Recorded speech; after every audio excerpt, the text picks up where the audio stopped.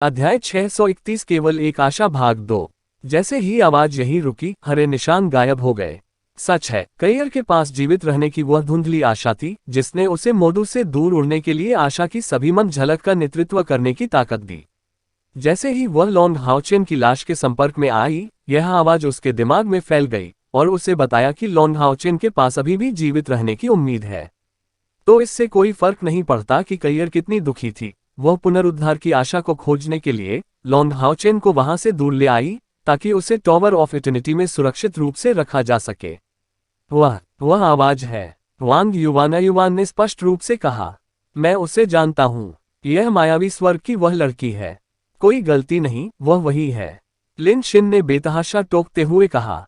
लिन Shin के कंधे को पकड़कर हान यू भावनात्मक रूप से चिल्लाया, हाँ हाँ, ये जियाओ लेई, यह उसकी है, उसका कैप्टन के साथ किसी प्रकार का संवेदात्मक संबंध है, और वह अकेली है जो हमारी सहायता के लिए आई है। ऐसे में कैप्टन को रिवाइवल की कुछ उम्मीद है, आशा है। पिछला गंभीर माहौल उसी क्षण दूर हो गया और सभी को कुछ आशा वापस मिल गई। लेकिन भले ही वे अपने आंसू पोंछने की पूरी कोशिश करें, लेकिन ये आंसू किसी भी तरह से नहीं पोंछे गए। उसके पिछले आंसुओं के विपरीत ये भावना के आंसू थे। अगर थोड़ी सी भी उम्मीद थी तो भी उन्हें किसी भी कीमत पर इसे हासिल करना था। कैयर ने लॉन्ग हाउचेन को कसकर गले लगाया और उसके आंसू एक बार फिर बह निकले। परंतु वह उदासी में डूबी न रही, अचानक चिल्ला उठी, क्या किसी के पास रस्सी या जंजीर है? सिमा जियान ने उत्तर दिया, मेरे पास है। फिर उसने अपनी भंडारण अंगूठी से एक गहरे रंग की सोने की चेन निकाली। ये श्रृंखला उनकी ऊर्जावान प्रकाश गेंद की श्रृंखला की तरह ही 5 मीटर लंबी थी। ये स्पष्ट रूप से एक अतिरिक्त के रूप में इस्तेमाल किया गया था। कैयर ने लॉन्ग हाउचेन को स्थिर स्थिति में पकड़कर यह चेन ले ली जब उसने टावर की पहली मंजिल के शीर्ष पर नजर डाली और स्पष्ट रूप से कहा, 7 दिन। हमारे पास केवल 7 दिन का समय है। इस समय हमें अनंत काल के टावर के शीर्ष पर चढ़ना होगा और necromancer Sant sleep in calamity Alex की विरासत प्राप्त करनी होगी। हाँ, होप की फीकी चमक के सभी लोग जोर शोर से सहमत हुए। जोश के उस विस्फोट ने समूह को एक मूसलाधार तरह की अनुभूति दी। मैं जा रहा हूं। यांग वेंझाओ और डुआन यी से लगभग एक ही शब्द निकले। उनकी चोटें काफी बेहतर थीं, और भले ही लड़ना थोड़ा मुश्किल होगा, ऐसे समय में वे कैसे डर सकते थे। कैयर ने और अधिक कुछ नहीं कहा, बस पास के वांग युवान से कहा, इस चेन के साथ हाउचेन को मेरी पीठ पर रखने में मेरी मदद करें। उसके हमारे पक्ष में लड़ने से ऐसा कुछ भी नहीं है जो संभवतः हमारी प्रगति को रोक सके। हाँ, वांग युवान ने कोई आपत्ति नहीं जताई और तुरंत काम पर चले गए। समूह की तीसरी लड़की चेन यंगर भी इससे मुक्त हो गई। यांग वेंझाओ से गले लगाया और कई की पीठ पर लॉन्ग हाउचेन के शरीर को रखने में मदद की। कैयर की पीठ पर लंबे हाउचेन की लंबी और गठरी बनावट स्पष्ट रूप से एक हैरान करने वाला दृश्य बना रही थी। उसके हाथों और पैरों को कैयर के शरीर के चारों ओर लपेटना पड़ा, और अंत में उसके पैरों को उसकी कमर के चारों ओर लपेटना पड़ा, ताकि उसे मजबूती से पकड़ा जा सके। लॉन्ग हाउचेन के वजन को महसूस करते हुए कैयर की आंखों में दृढ़ संकल्प और भी तीव्र हो गया। धूसर रोशनी की एक चमक में मृत्यु देवता की हंसिया उसकी मुट्ठी में दिखाई दी। शायद यह उनकी स्मृतियों को पुनः प्राप्त करने के कारण था, लेकिन जैसे ही यह उनके हाथ में आया, इस दिव्य उपकरण से निकलने वाली चमक पहले से बिल्कुल अलग थी। हत्या के इरादे से वार करने से डरांती और भी तेज हो गई। चलो भी, ये कहते हुए कैयर ने टॉवर ऑफ इटर्निटी की दूसरी मंजिल की ओर बड़े कदम उठाए। डिम ग्लिमर ऑफ होप के सदस्यों के अलावा झांग फैंग, यांग वेंझाओ और पीछे के डुआन यी में कुल 9 लोग थे, जो सभी सीधे सीढ़ियों से ऊपर चले गए। पहली और दूसरी मंजिल के परीक्षण समय से पहले ही पूरे कर लिए गए थे, और उन्हें 4 संत संरक्षकों की मंजूरी मिल गई थी। और अब कैयर की छाती पर अनंत काल मेलोडी के अंदर के 4 पवित्र रक्षक उसके रक्षक बन गए। केवल वे टावर ऑफ इटर्निटी के अंदर उनकी लड़ाई में उनकी मदद नहीं कर सके। दूसरी मंजिल में प्रवेश करने के बाद सभी ने अपनी आत्मा को मुक्त किया और अंदर चले गए। उन्होंने पहले कभी भी टावर ऑफ इटर्निटी की तीसरी मंजिल में प्रवेश नहीं किया था। जब उन्हें सन मून डिवाइन स्नेल से पता चला कि एलेक्स ने मानव दुनिया को एक भयानक स्थिति में डाल दिया था और उनके बेहद कमजोर होने का मुख्य कारण था, समूह ने कभी भी इन सीढ़ियों पर चढ़ना जारी नहीं रखा। लेकिन अब स्थिति अलग थी। कायर लॉन्ग हाउचेन का उत्तराधिकारी बनने के लिए उसकी जगह ले रहा था, और उसे लॉन्ग हाउचेन को पुनर्जीवित करने के लिए किसी भी कीमत पर कुछ हासिल करना था। उन्हें न केवल आगे बढ़ना था, बल्कि 7वीं मंजिल तक भी पहुंचना था, जहां वे स्लीपिंग कैलामिटी विरासत एलेक्स प्राप्त करने में सक्षम होंगे। इसलिए उन्हें जरा भी इंतजार करने की हिम्मत नहीं हुई। 7 दिन, यही वह समय था जो उनके पास था। यदि लॉन्ग हाओचेन को तब तक पुनर्जीवित नहीं किया गया होता तो उनके पास अब कोई मौका नहीं होता। अब अगली 4 मंजिलों पर आने वाली कठिनाइयों के बारे में सोचने का समय नहीं था। भले ही उन्हें दानव देवता सम्राट स्तर के परीक्षणों का सामना करना पड़े, कयर उनकी प्रगति को नहीं रोकेगा। यदि लॉन्ग हाओचेन वास्तव में मर जाता तो वह निश्चित रूप से उस भाग्य में उसका पीछा करती। बहुत तेजी से वे दूसरी से तीसरी मंजिल तक के रास्ते पर पहुंच गए। फिर कयर ने मुड़कर अपने पीछे चल रहे अपने साथियों की ओर देखा। हॉन यू ने उससे घोषणा की, कयर, जब तक कैप्टन पुनर्जीवित नहीं हो जाता, कृपया हमारे कैप्टन बने। हम आपका पालन करेंगे आपके आदेश पर, और यहाँ तक कि अपने जीवन की कीमत पर भी हम अंत तक आपकी मदद करेंगे। कयर ने गहरी सांस ली। उसने धन्यवाद नहीं कहा, लेकिन जोर से सिर हिलाया और टेलीपोर्टेशन मार्ग से गुजरने वाली पहली महिला थी। एक फ्लैश के साथ एक शानदार टेलीपोर्टेशन समूह को तीसरी मंजिल पर ले आया। प्रवेश करते ही सभी को एक ही समय पर ठंडक महसूस हुई, क्योंकि आसपास का माहौल चिपचिपा हो गया था। यह एक ऐसी दुनिया थी जहां उन्हें तैरने की जरूरत नहीं थी और जहां वे केवल अंधकार का विस्तार देख सकते थे। जमीन काले ब्लॉकों से बनी थी और आकाश में गहरा बैंगनी चांद था। यहां पहुंचकर उन्हें ऐसा लगा जैसे वे किसी दूसरी दुनिया में हों, और यह संसार अंतहीन लगने लगा। जहां तक नजर जा सकती थी, मंच का कोई अंत नहीं था, बस अंतहीन अंधकार था। इस अंतहीन अंधेरे के बीच में अनगिनत गहरे बैंगनी रंग की लपटें धधक रही थी। ये आत्मा की आग थी, जो कंकाल सैनिकों की एक विशेषता थी। ठीक है, टावर ऑफ इटर्निटी की इस तीसरी मंजिल पर उसकी नजर में जो आया वह कंकालों के अनगिनत महासागर थे, और उनके साथ केवल अंधकार का अनंत विस्तार था। उस स्थान पर केवल अंधकार के साथ साथ घनी घातक शांति भी थी। दूसरों को आश्चर्यचकित करने के लिए कयर तुरंत कंकालों के सागर को नहीं तोड़ पाया। शांत और शांत दिख रहा था, बल्कि उन्माद की एक उन्मादी स्थिति में चला गया। वह वास्तव में अपना रास्ता बनाना चाहती थी, लेकिन वह ऐसा नहीं कर सकी।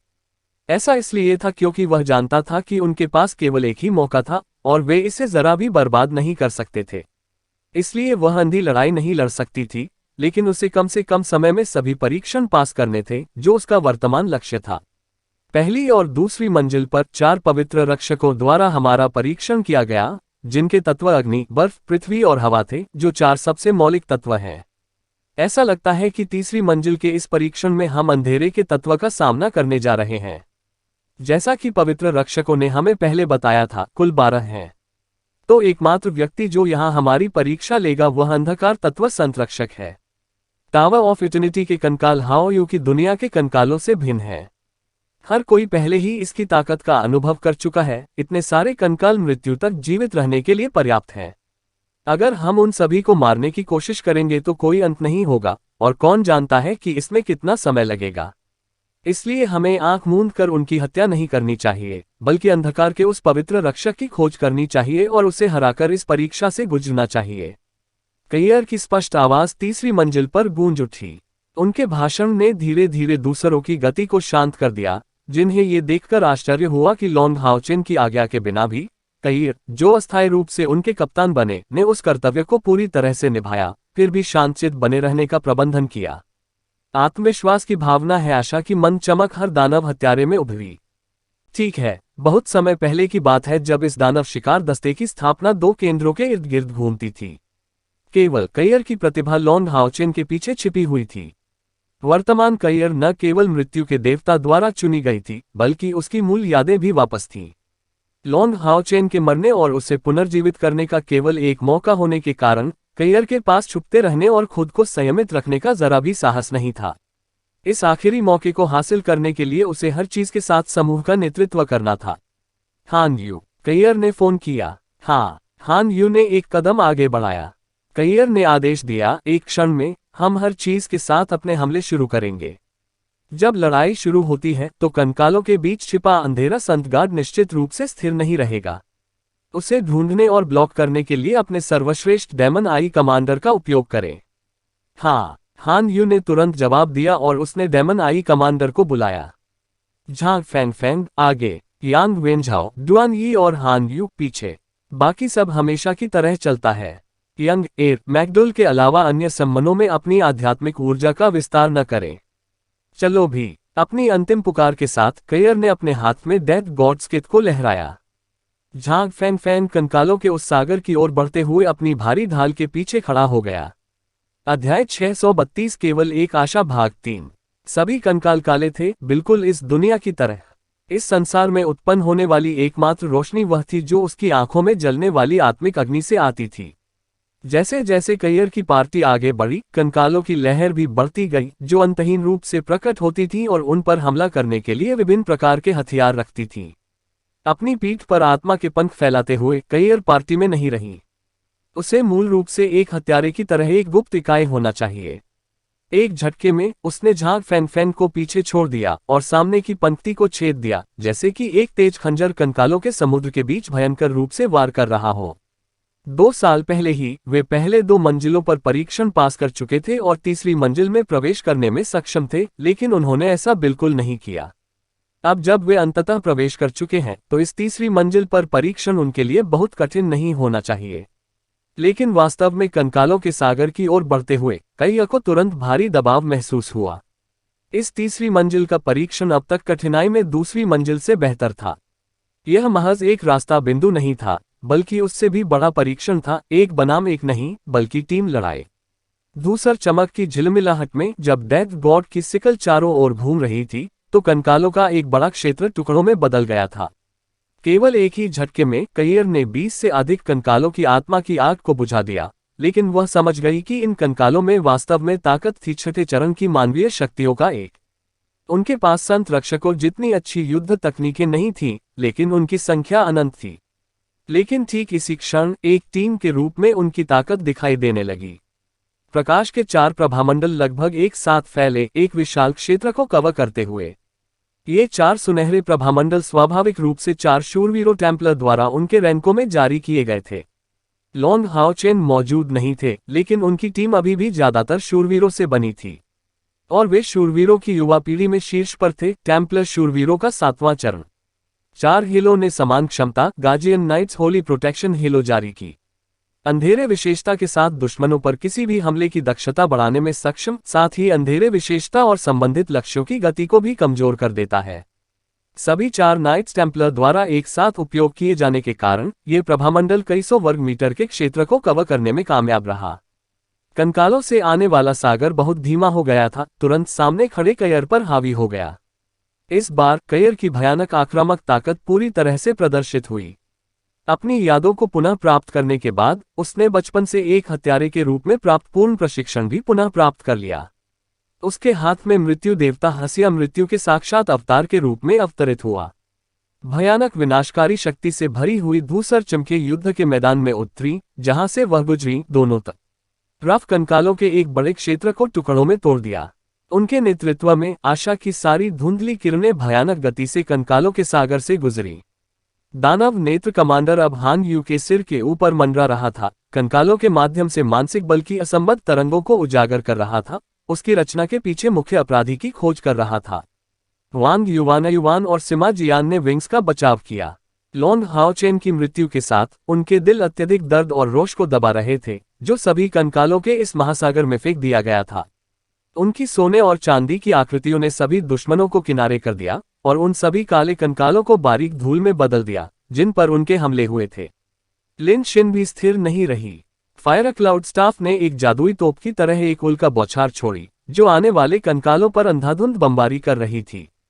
जैसे ही उन्होंने इन कंकालों को बांधा, उन सभी को धीरे धीरे कुछ लाभ प्राप्त हुआ। टावर ऑफ इटर्निटी की पहली मंजिल जैसी ही स्थिति हुई।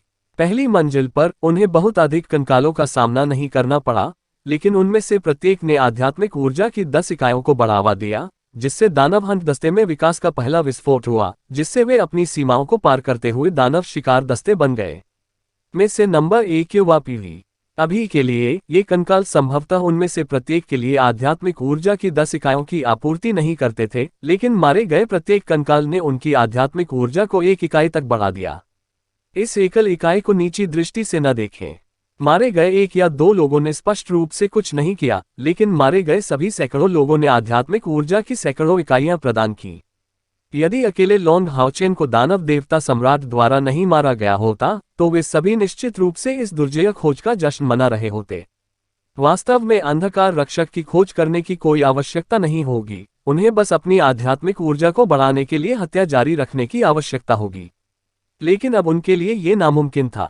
उन्हें इस पल में अपने कप्तान को पुनर्जीवित करने के लिए इस चरण को जल्द से जल्द तोड़ना था।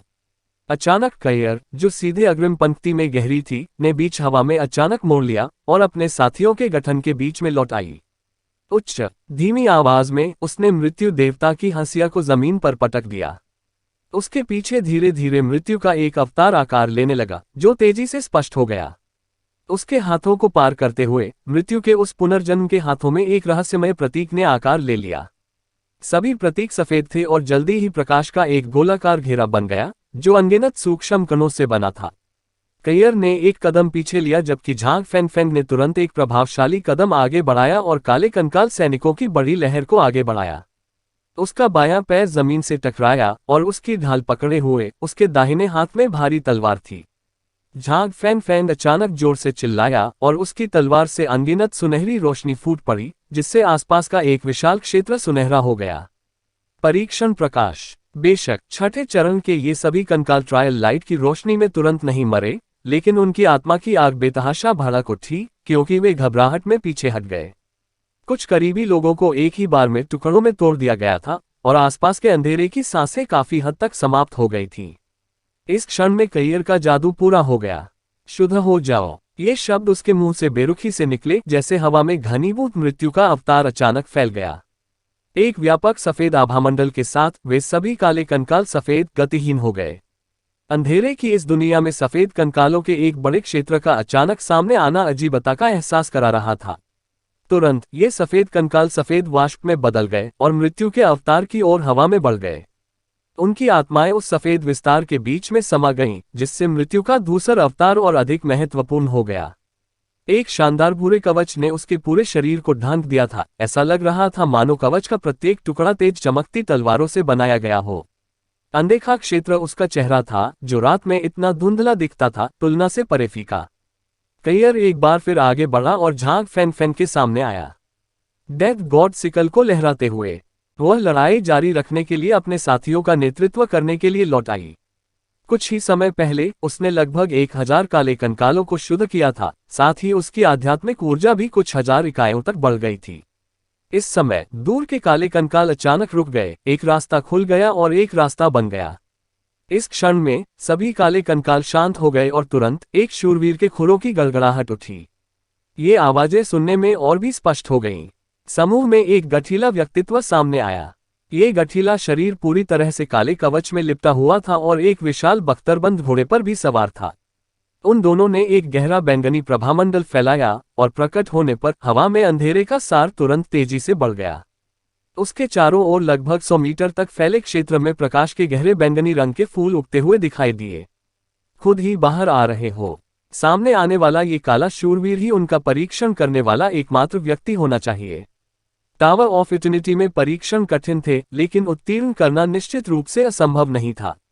यदि यहाँ के काले कंकाल वास्तव में अक्षय होते, तो एक दानव देवता सम्राट स्तर का बिजलीगर भी देर सबेर मौत के मुंह में समा जाता। तो ये अक्षय कंकाल उनके प्रति एक प्रकार का पूर्वव्यापी परीक्षण मात्र थे। क्योंकि एक निश्चित संख्या में काले कंकाल मारे गए थे, ये काला शूरवीर, जो संभवतः 8वां पवित्र रक्षक था, उनके सामने एक तथ्य के रूप में प्रकट हुआ। मेरे साथ आइए, कैयर चिल्लाया और तुरंत आगे बढ़ा। उसके बगल में डेथ गॉड की दरांती रखी हुई थी, जिसकी नुकीली नोक जमीन पर गहरा निशान छोड़ रही थी। उसके शरीर से तुरंत एक भयंकर हत्या की भावना फूट पड़ी और उस पल में कैयर का पूरा शरीर पारभासी चमकदार भूरे रंग से ढक गया। वह बहुत तेजी से कंकालों के उस सागर के केंद्र के पास पहुंची और जैसे ही उसने उस रास्ते से गुजरने की कोशिश की, दोनों तरफ से काले कंकाल खुद उसकी ओर दौड़ पड़े और उसे आगे बढ़ने से रोकने की कोशिश करने लगे। कैयर का स्वभाव ठंडा था, लेकिन स्वभाव उग्र था, जो कभी खत्म न होने वाली लौ की तरह जल रहा था। उस सटीक क्षण में लॉन्ग हाओचेन के साथ बिताए गए उनके समय की सभी प्रकार की यादें सामने आईं। चाहे दुश्मन कितना भी शक्तिशाली क्यों न हो, वह आगे बढ़ती रहेगी। मृत्यु के अलावा कुछ भी उनकी प्रगति को रोक नहीं सका। मृत्यु का वह अवतार जिसने अभी अभी बड़ी संख्या में आत्माओं को निगला था, कैयर के पीछे पीछे उसकी छाया की तरह आगे बढ़ा, लेकिन उपयोग नहीं किया कुछ स्पष्ट क्षमता। केवल उसके शरीर से कैयर जैसा ही ग्रे रंग जारी कर रही है, एक अत्यंत शुभ ग्रे। झांग फैंग फैंग और बाकी डिम ग्लो ऑफ होप ने काले कंकालों के घेरे का सामना करते हुए कयर का अनुसरण किया। उन्होंने भी कंकालों के इस महासागर के माध्यम से अपना रास्ता बनाया। ये छठे चरण के काले कंकाल उसकी प्रगति को कैसे रोक सकते हैं? पहले की तरह वे आगे बढ़ते रहे और तेजी से कयर को पकड़ लिया। कयर के हाथों में डेथ गॉड की दरांती का हर घुमाव निश्चित रूप से कई कंकालों की जान ले लेगा। उसके हथियार से मारे जाने के बाद ये सभी काले कंकाल हवा के भूरे झोंकों में बदल गए और खुद को हवा में मौत की छाया में डाल दिया। अध्याय 633 डार्क नाइट। मात्र एक क्षण में कायर ने अंततः बैंगनी रंग के कण उत्सर्जित करने वाले काले शूरवीर को पकड़ने का बीड़ा उठाया। काले शूरवीर के शामिल होने से ये कंकाल स्पष्ट रूप से और अधिक शक्तिशाली हो गए।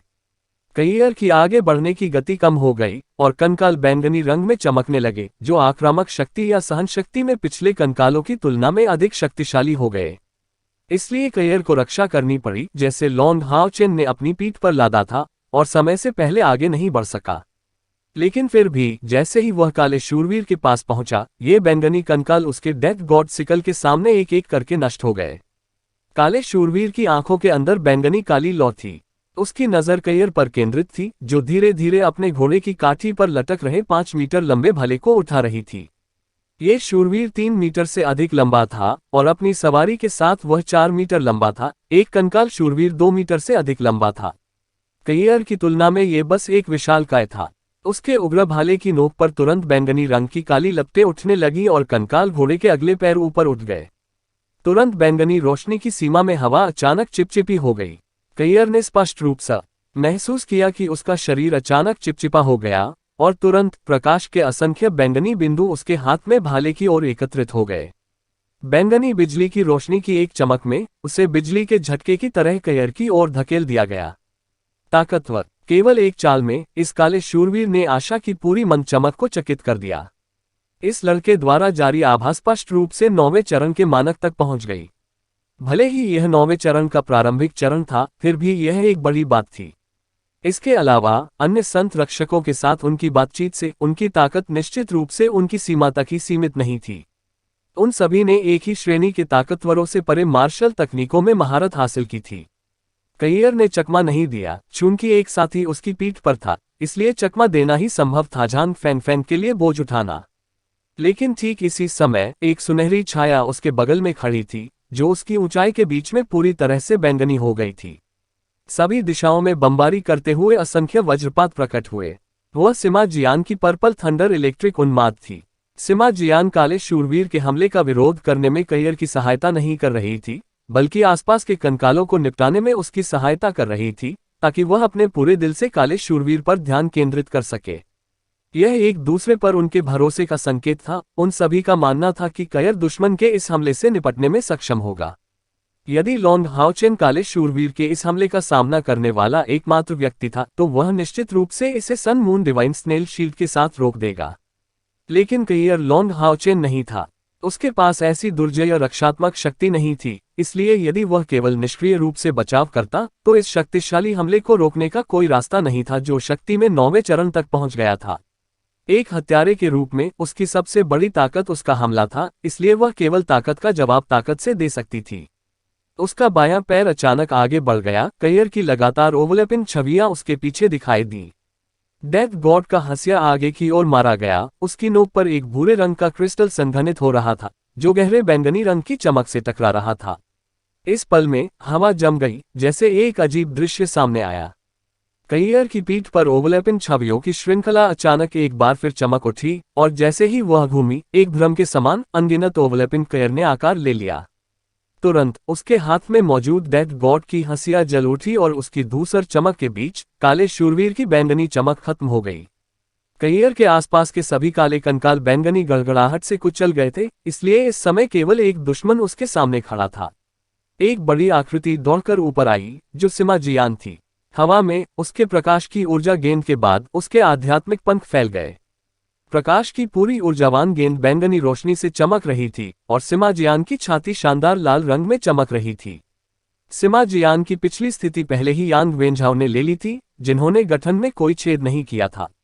काले शूरवीर के हमलों को रोकते हुए कयर का चेहरा थोड़ा पीला दिखाई दिया, लेकिन वह नहीं रुकी। उसकी आकृति चमक उठी, जो उस काले शूरवीर के सामने तीव्र गति से प्रकट हो रही थी, व्यावहारिक रूप से टेलीपोर्टेशन के समान। लेकिन किसी को पता होना चाहिए कि वह लॉन्ग हाओचेन को अपनी पीठ पर ले जा रही थी, फिर भी ऐसा लग रहा था कि इससे उसकी गति पर थोड़ा सा भी असर नहीं पड़ा। काले शूरवीर के हाथ में भाला चमक उठा, जो तुरंत कैयर के चारों ओर एक बड़ी छाया में बदल गया। इस बीच उसके शरीर से एक गहरे बैंगनी रंग का प्रभामंडल तरंगित हुआ, जो केवल 10 मीटर के व्यास तक पहुंच गया, लेकिन एक दृढ़ भावना के साथ जमीन से उठना। अनंतकाल की मीनार के इस तीसरे स्थान पर अंधेरे का सार तुरंत उसकी ओर दौड़ पड़ा। ये लॉन्ग हाओचेन की नाइट क्षमता भंडारण क्षमता के थोड़ा करीब महसूस हुआ, सिवाय इसके कि लॉन्ग हाओचेन को इसका उपयोग करने के लिए स्थिर रहने की आवश्यकता थी, जबकि ब्लैक नाइट इस प्रतिबंध से ग्रस्त नहीं था। जब तक उसका शरीर इस प्रभामंडल के उसी क्षेत्र में रहेगा, शक्ति का भंडारण बना रहेगा, जिससे उसकी लड़ने की ताकत और भी भयानक हो जाएगी। कैयर ने ऐसा व्यवहार किया मानो उसने सब कुछ देखा ही न हो। उसके असंख्य भालों के प्रहारों के सामने कैयर का शरीर अचानक मायावी हो गया, और भाले के प्रहारों से सारी मायावी छवियां तितर बितर हो गईं। उसका असली शरीर काले शूरवीर के पीछे दिखाई दिया। तभी डेथ गॉड का सिकल काले शूरवीर की पीठ पर निशाना साधते हुए हमला करने के लिए तैयार हो गया। शूरवीर वापस नहीं आया, क्योंकि बहुत देर हो चुकी थी। उसके भाले का पिछला हिस्सा करीब आ गया, जो डेथ गॉड के दरांती के नुकीले सिरे की ओर इशारा कर रहा था। कैयर के शरीर में जोरदार झटका लगा। यह स्वाभाविक ही था कि आध्यात्मिक ऊर्जा में उसके पास शत्रुओं से तुलना करने का कोई रास्ता नहीं था। लेकिन उस काले भाले का एक पूरा टुकड़ा उसके डेथ गॉड सिकल द्वारा काट दिया गया था। और अधिक भयानक, एक बहुसक्षम तलवार का प्रक्षेपण मृत्यु देवता के दरांती से कमल के फूल की तरह निकला। उस काले शूरवीर को पीछे से घेर लिया, उसे बिल्कुल भी मौका नहीं दिया। ब्लैक नाइट भी एक कठिन प्रतिद्वंद्वी था। शीघ्र निर्णय लेते हुए वह घोड़े पर बैठ गया और अचानक आगे बढ़ गया, क्योंकि उसके पीछे ऊर्जा से बनी एक गहरे बैंगनी रंग की ढाल दिखाई दी। डेथ गॉड सिकल के पास वास्तव में भयानक आक्रामक शक्ति थी। मात्र एक सेकंड में वह ऊर्जा कवच टूट गया और गायब हो गया, लेकिन वह कुछ समय के लिए काले शूरवीर को खरीदने में कामयाब रहा। पीछे मुड़कर देखा तो उसके हाथ में भाला क्षैतिज रूप से घूम गया। टकराना भरी कराह के साथ कैयर का शरीर तुरंत पीछे की ओर फेंका गया। ऐसा नहीं था कि उसने चकमा देने के बारे में नहीं सोचा था, लेकिन वह ऐसा बिल्कुल नहीं कर सकती थी। काले शूरवीर की हरकत के तुरंत बाद आसपास की सारी हवा जम गई और उसकी गति बहुत कम हो गई। ठीक इसी क्षण गड़गड़ाहट की एक तेज लहर गड़गड़ाने लगी। नीचे आने के करीब प्रकाश का एक बैंगनी स्तंभ था, जो सीधे काले शूरवीर की ओर चल रहा था। सिमा जियान की पर्पल थंडर डिवाइन तोप बहुत समय पहले से शक्ति इकट्ठा करके बनाई गई थी, और यह सिर्फ काले शूरवीर के अंतराल दिखाने की प्रतीक्षा कर रही थी। और वह ये कदम उठाने वाला अकेला व्यक्ति नहीं था। गड़गड़ाहट की बौछार के बीच फीनिक्स की एक गूंजती चीख छिपी हुई थी। ब्लू फायर फीनिक्स ने खुद को बहुत ऊंचा उठा लिया और बैंगनी गड़गड़ाहट के पीछे काले शूरवीर की ओर दौड़ पड़ा। सिमा जियान और लिन शिन अपनी अधिकतम शक्ति का उपयोग कर रहे थे। पर्पल थंडर डिवाइन तोप और ब्लू फायर फीनिक्स एन आपका सबसे मजबूत हमला। आशा की धुंधली किरण किसी भी व्यक्ति को अकेले लड़ने नहीं देगी। कैयर ने काले शूरवीर का ध्यान आकर्षित किया, उसके हमलों ने सबसे बड़ी दक्षता का प्रदर्शन किया। लिन शिन के ब्लू फायर फीनिक्स में 2 साल पहले की तुलना में बहुत बड़ा बदलाव आया है। सबसे पहले यह आयतन में बहुत छोटा था और अपने दोनों पंख फैलाने पर भी ये 2 मीटर तक नहीं पहुंच पाता था, बिल्कुल एक बड़े पक्षी की तरह दिखता था। लेकिन यह ब्लू फायर फीनिक्स पहले से कहीं ज्यादा प्यारा था। उसके शरीर के चारों ओर कोई भी ज्वाला उठे बिना वह एक आदर्श क्रिस्टल मूर्ति की तरह लग रही थी। उसकी पीठ से 3 पूंछें निकल रही थीं, जो उसके शरीर पर पंखों के बीच में खड़ी थीं, जिससे उसे एक जीवित प्राणी जैसा महसूस हो रहा था। उसकी आंखें चमक रही थीं, तीव्र लपटों से भरी हुई थीं। ये काला शूरवीर वास्तव में शक्तिशाली था। आने वाले हमले का सामना करने के लिए कैयर के पास से उड़ते हुए वह अचानक हड्डी के शूरवीर की पीठ से कूद गया, अपने ऊपरी शरीर को ऊपर उठाया और एक गहरे बैंगनी लौ को बाहर निकाला, जो उसके सामने एक ढाल में बदल गया। लेकिन ये गहरे बैंगनी रंग की आग संभवतः विकसित purple divine thunder spirit stove के साथ साथ सिमा जियान की एनर्जी बॉल ऑफ लाइट का सामना कैसे कर सकती है। ढाल तुरंत कुचल दी गई और purple divine thunder spiritual stove के हमले ने कंकाल घोड़े पर बमबारी की। तुरंत कंकाल घोड़े ने ऐसी आवाज निकाली जैसे वह विपरीत दीवार से टकरा गया हो और एक बड़ा झटका दिया हो। जैसे ही डार्क नाइट पर वार किया गया, घोड़े का सिर और उसका आधा शरीर टुकड़े टुकड़े हो गया। परिणामस्वरूप डार्क नाइट स्वाभाविक रूप से नीचे गिर गया। पैंथर डेमन गॉड ऑक्सरे के खिलाफ सिमा जियान इस पर्पल थंडर डिवाइन तोप का उपयोग करके दुश्मन को पीछे धकेलने में कामयाब रही थी, और वह तब था जब वह अपने रूपांतरित डेमन गॉड रूप में था। न तो काला शूरवीर और न ही उसका घुड़सवार ताकत में उस दानव देवता पैंथर की तुलना कर सकता था, इसलिए स्वाभाविक रूप से वे इस प्रहार को रोक नहीं सके। हालांकि कंकाल घोड़े का बलिदान बिल्कुल भी बेकार नहीं था। हालांकि विस्फोट में इसके टुकड़े टुकड़े हो गए थे, लेकिन इसने पर डिवाइन थंडर तोप के अधिकांश आक्रमण बल को अवरुद्ध कर दिया था, और इसके बाद केवल कुछ ही परिणाम काले शूरवीर पर गिरे थे। लेकिन बैंगनी रोशनी शूरवीर के पूरे शरीर में बनी रही, जिससे उसकी गति थोड़ी धीमी हो गई। इसी समय लिन शिन का फायर फीनिक्स आया। फीनिक्स की एक गूंजती चीख आखिरकार टॉवर ऑफ इटर्निटी की पूरी तीसरी मंजिल में गूंज उठी। जैसे ही नाइट जमीन पर गिरा, उसने अपने भाले को आगे बढ़ाकर ब्लू फायर फीनिक्स को नष्ट करने के प्रयास में उसके सिर की ओर भाला चलाने का इशारा किया। लेकिन ब्लू फायर फीनिक्स अचानक हवा में रुक गया, अचानक हवा में नीली रोशनी में बदल गया और तुरंत गायब हो गया। ये बैंगनी रंग की रोशनी के आकार की एक सुई थी जो फ्लैश की तरह चमकती थी शूरवीर के भाले को भेदो। काले शूरवीर ने स्पष्ट रूप से भारी खतरे को महसूस किया। जैसे ही उसने एक चीख निकाली, उसके शरीर के चारों ओर एक तीव्र बैंगनी रोशनी उभरी, जहां अंधेरे की पूरी आभा ने सार पकड़ लिया। बैंगनी रंग से घिरी एक गहरे रंग की गेंद उसकी छाती पर चमक उठी। उसका शरीर रुक गया, और जैसे ही बैंगनी रोशनी घिरी, वह बिल्कुल एक मूर्ति की तरह लग रही थी जो लंबे समय से खड़ी थी। ये स्पष्ट रूप से एक निष्क्रिय रक्षा तकनीक थी, जो दैवीय बाधा के काफी करीब थी। अगले ही पल blue fire Phoenix spiritual stove की शक्ति प्रस्फुटित हो गई। शूरवीर के हाथ में भाला नोक से पिघल गया और नीला रंग उन्मत्त गति से फैल गया, पलक झपकते ही उसकी बाह तक पहुंच गया। बस उस काले शूरवीर के भाले और दाहिनी भुजा को देखकर कोई भी आश्चर्यजनक रूप से देख सकता था कि वे सभी नीली रोशनी के नीचे वाष्पित हो रहे हैं और पीछे एक भी निशान नहीं छोड़ रहे हैं। और नीली रोशनी उसके शरीर में फैलती रही, जो कंकाल की छाती पर उस बैंगनी काली गेंद पर केंद्रित थी और तीव्रता से टकरा रही थी। ब्लू फायर फीनिक्स बहुत शक्तिशाली था। उस भयानक तापमान ने पहले से ही आसपास की हवा में तरंगे पैदा कर दी थीं। हालांकि वह काली गेंद रुक गई, फिर भी काले शूरवीर का दाहिना हाथ उसकी छाती तक घुल गया, और इसी समय काले शूरवीर की पीठ पर भूरे रंग की एक चमक लहराई। मृत्यु का अवतार जो पहले प्रकट हुआ था, उसने धूसर रंग की तेज चमक में धूसर बिजली का झटका मारा। ग्रे फ्लैश के कारण प्रतिक्रिया स्वरूप बैंगनी काली गेंद बिखर गई। उसी समय काले शूरवीर के शरीर का बायां हिस्सा बिखर गया। ब्लू फायर फीनिक्स के पास अब इसे रोकने के लिए कुछ भी नहीं था। वह तुरंत आश्चर्यजनक गति से फैल गया और पलक झपकते ही डार्क नाइट के पूरे शरीर को पूरी तरह से जला दिया। काले शूरवीर के सिर से एक बैंगनी काली लौ निकली और एक तेज आवाज गूंजी, 8वें पवित्र रक्षक, अपने आदेश सुनो। जैसे ही ये शब्द समाप्त हुए, वो एक बैंगनी चमक में बदल गई, जो कयर की गर्दन पर लटकी शाश्वत मेलोडी में गायब हो गई। शुरू से अंत तक की पूरी प्रक्रिया बहुत लंबी नहीं थी। यहाँ तक कि खुद कयर को भी उम्मीद नहीं थी कि वे वास्तव में 8वें संत गार्ड को इतनी आसानी से बाहर निकाल लेंगे।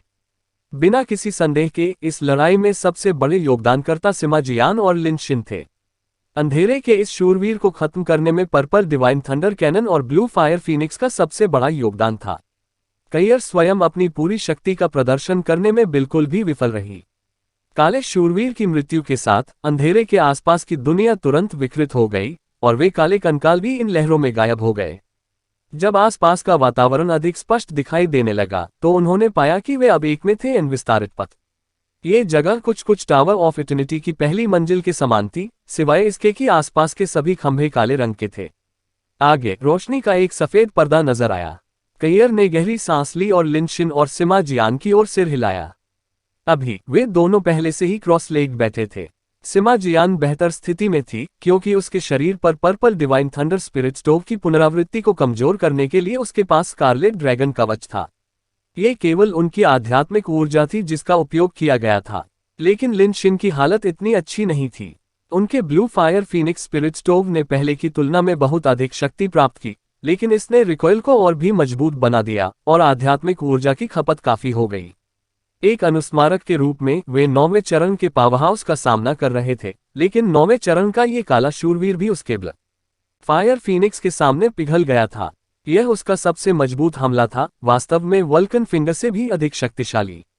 यदि लॉन्ग हाउचेन को बचाने के लिए जितना संभव हो सके उतना समय नहीं जुटाना होता, तो यह कोई ऐसा मकसद नहीं था जिसे वह लापरवाही से इस्तेमाल करता।